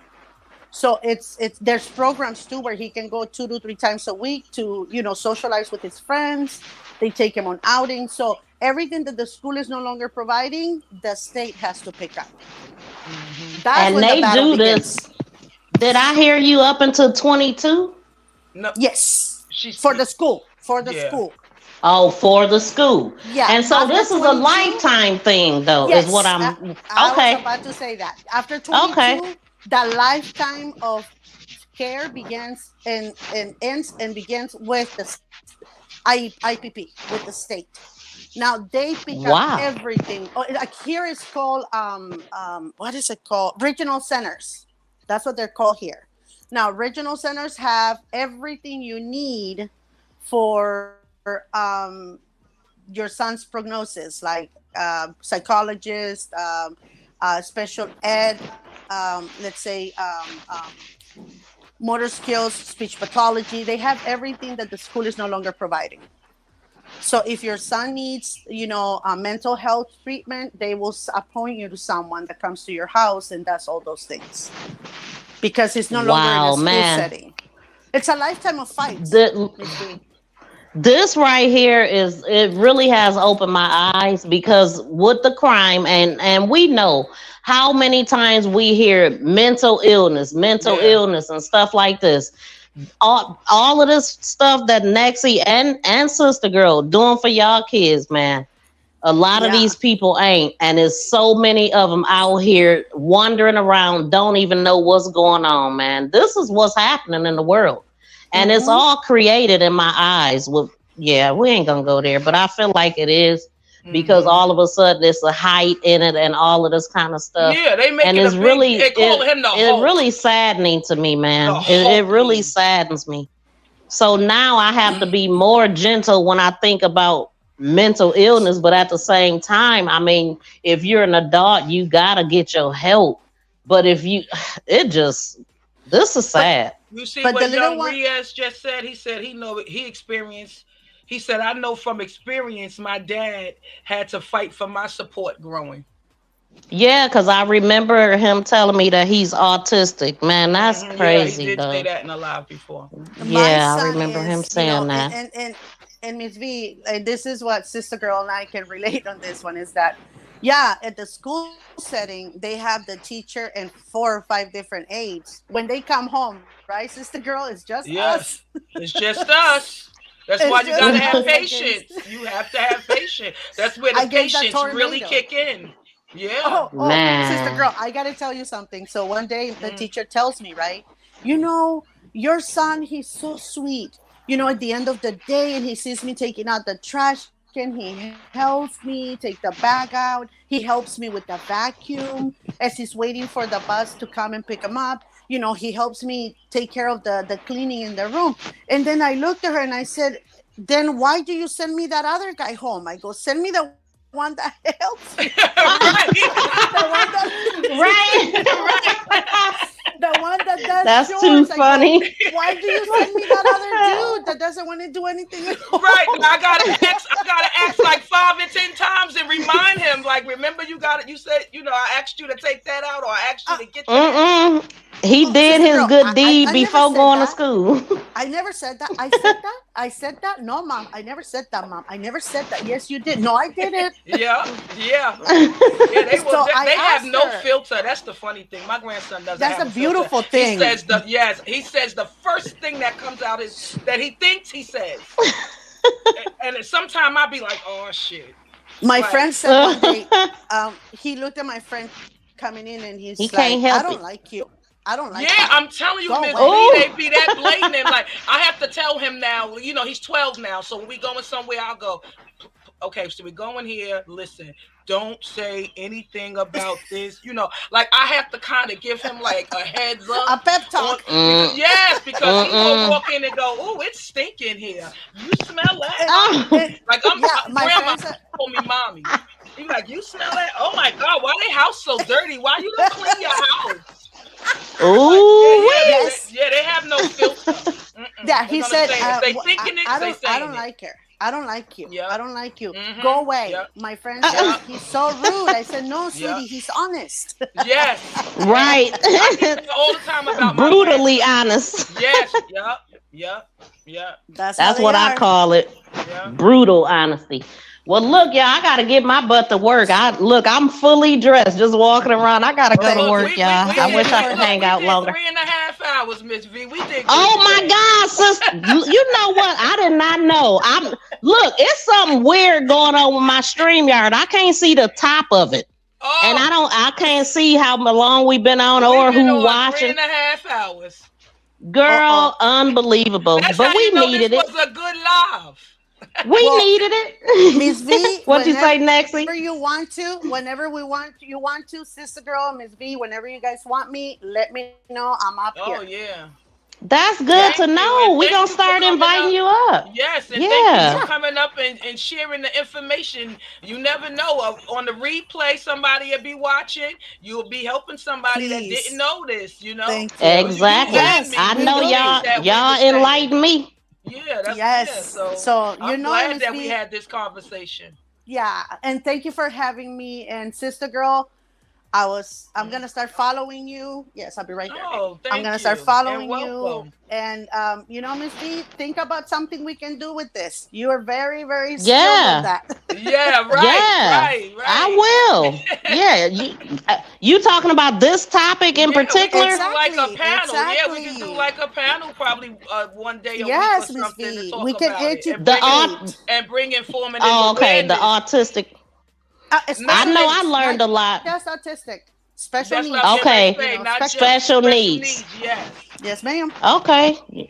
Well, you know what? Especially if I run into a case like this too, we could talk about that because it's a lot of them, y'all. Yes. And the whole time y'all was talking, I was thinking about criminals and all of this crazy stuff that's happening. These people are mentally ill. And I'm gonna be honest. Like I don't like to, because we all say it. We ain't giving them the excuse. They almost want to say that. No, but it's true. A lot of times it's true.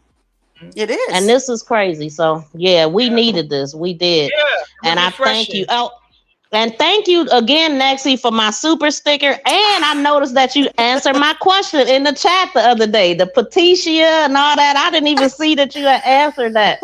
And I didn't know. I don't think I knew you was in there because I'm like, it's a nurse in the building, and not even knowing you was there too. Yeah. So shout out to you, Nexie. It's when you strangle something and the little blood vessels burst. Burst in your eye. Yep. But look, I actually called it as I was reading it. I was just answering it myself. Like, but yeah. Thank y'all so much for today. Shout out to Tracy for getting rid of that Vienna. And yeah, he wasn't getting my attention. Shout out to Come Get This Commentary Kiva from getting rid of him on my side over here. Because I didn't know how to do it. I thought I moved him, but I didn't. And then I looked in the live and I saw that Kiva had got rid of him for me. Yeah, good. And you know what, y'all? Just in closing, I didn't get a chance to show this. This was her obituary, so they used that picture, and then this was her service. This was her service that they had. She had a pink casket. Yeah, and then we seen the video of Nicole when her dad was up there or whatever. And so yeah. So thank y'all so much. Please, so unfortunate. Everybody, it really is. Everybody watching on the replay, please make sure to subscribe to our channels and be sure to hit the like button. Sister girl, make sure you drop your link in the chat. You should do it every time. I forget to say it. I'll be forgetting. I'm gonna go down so I can get it. I forget. So, Sister girl, okay. It's a pleasure. I'm gonna drop down so I can log into your channel. But Nexie, let me tell you this too. Her and everybody, Sister Girl's channel is also in my channel section. If you go to my click on channel, her channel is right there. Okay. And so, but yeah, okay. So we can start talking and plan something. I think it's important. Yeah, I got you. I would definitely. Okay. We got to show them the other side of the not so privileged spectrum. Right. Yeah. I said it on the live. I'm so sorry. I'm sure it'll be parents that will want to share. Somehow we gonna have to incorporate crime with it though, y'all, for me to be interested. Yes. So yes, yes, we can. Absolutely. We just let me see. Oh no. There's always going to be something that you can find that there's a lot of mental health when it comes. It's a lot of it. It is. It really is. It's a lot of but this is the first one that I've heard them say. Are they calling him autistic in court? Yes. No, not in court, but in the article that I read. Wait, on the article I seen autism. I think this is the first time I seen them specifically say it was an autistic crime. But I'll be looking, y'all. We gonna talk about this. Yeah, that's why I say. Matter of fact, we gonna follow this case and keep talking about it. That's what we can do. Yes, that's what I was gonna ask. And also, Ms. V, I will send you another one where an autistic man got unalived by people calling out police officers. Okay. Yes. Okay. Yes. I'll send you. I'll look for it and I'll send it to you because it's important for us to talk about things like that because we got to train our police too.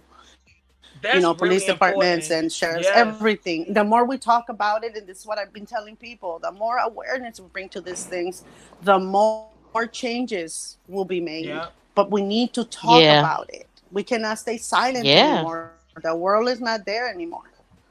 Sure ain't. Right? It's up to us, man. Look, times are changing. Yes, and we got to change. It's up to us. That's it. Sister girl dropped her link. But we're not going to stop fighting the fight. Yes. Thank you so much, Nexie. Pleasure again. Thank you for having me, Ms. V, and it was nice talking to you as well. Okay, peace and love. See you later. Bye-bye. All righty, sister girl, shoot. So we'll be back tomorrow because tomorrow is Wednesday. So we'll be back, y'all, to discuss another case. I'm not quite sure what we're gonna talk about yet, but we'll figure it out. Shoot. You probably already got some cases. Naomi, we haven't talked about. We still haven't covered Naomi. I'm sorry too, because I still got. That's okay. But do you want to talk about? Well, we'll talk about it later. Yeah, we'll talk about it tomorrow. But it's just so much. I just want to thank everybody for hanging out with us today.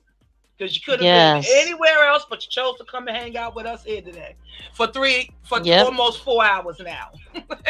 Yep, we gonna get this thing popping. I ain't even worried about it. The more we do it, the more we get in this algorithm. So y'all just hang with us, please. Hang with us. Hit the like button. Help us to grow because help more people to see us. You know, we deserve it. That's a fact. Puzzle Pieces. She says she subscribed. Thank you and welcome. I hope that's what's up. You know, Puzzle Pieces is Nexie.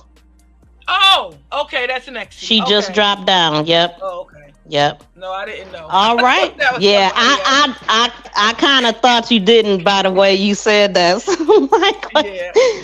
But okay. But okay. All right. Peace and love, y'all. We up out of here. Enjoy the rest of y'all day. And if you hear on the replay, drop something in the comments. Let us know what you think and give us your opinion on what you've heard. And let us know if there's anything else that you would like for us to cover. I want to know what y'all want to see. You know what I'm saying? So we could all be interested. So anyway, until tomorrow, y'all, we out.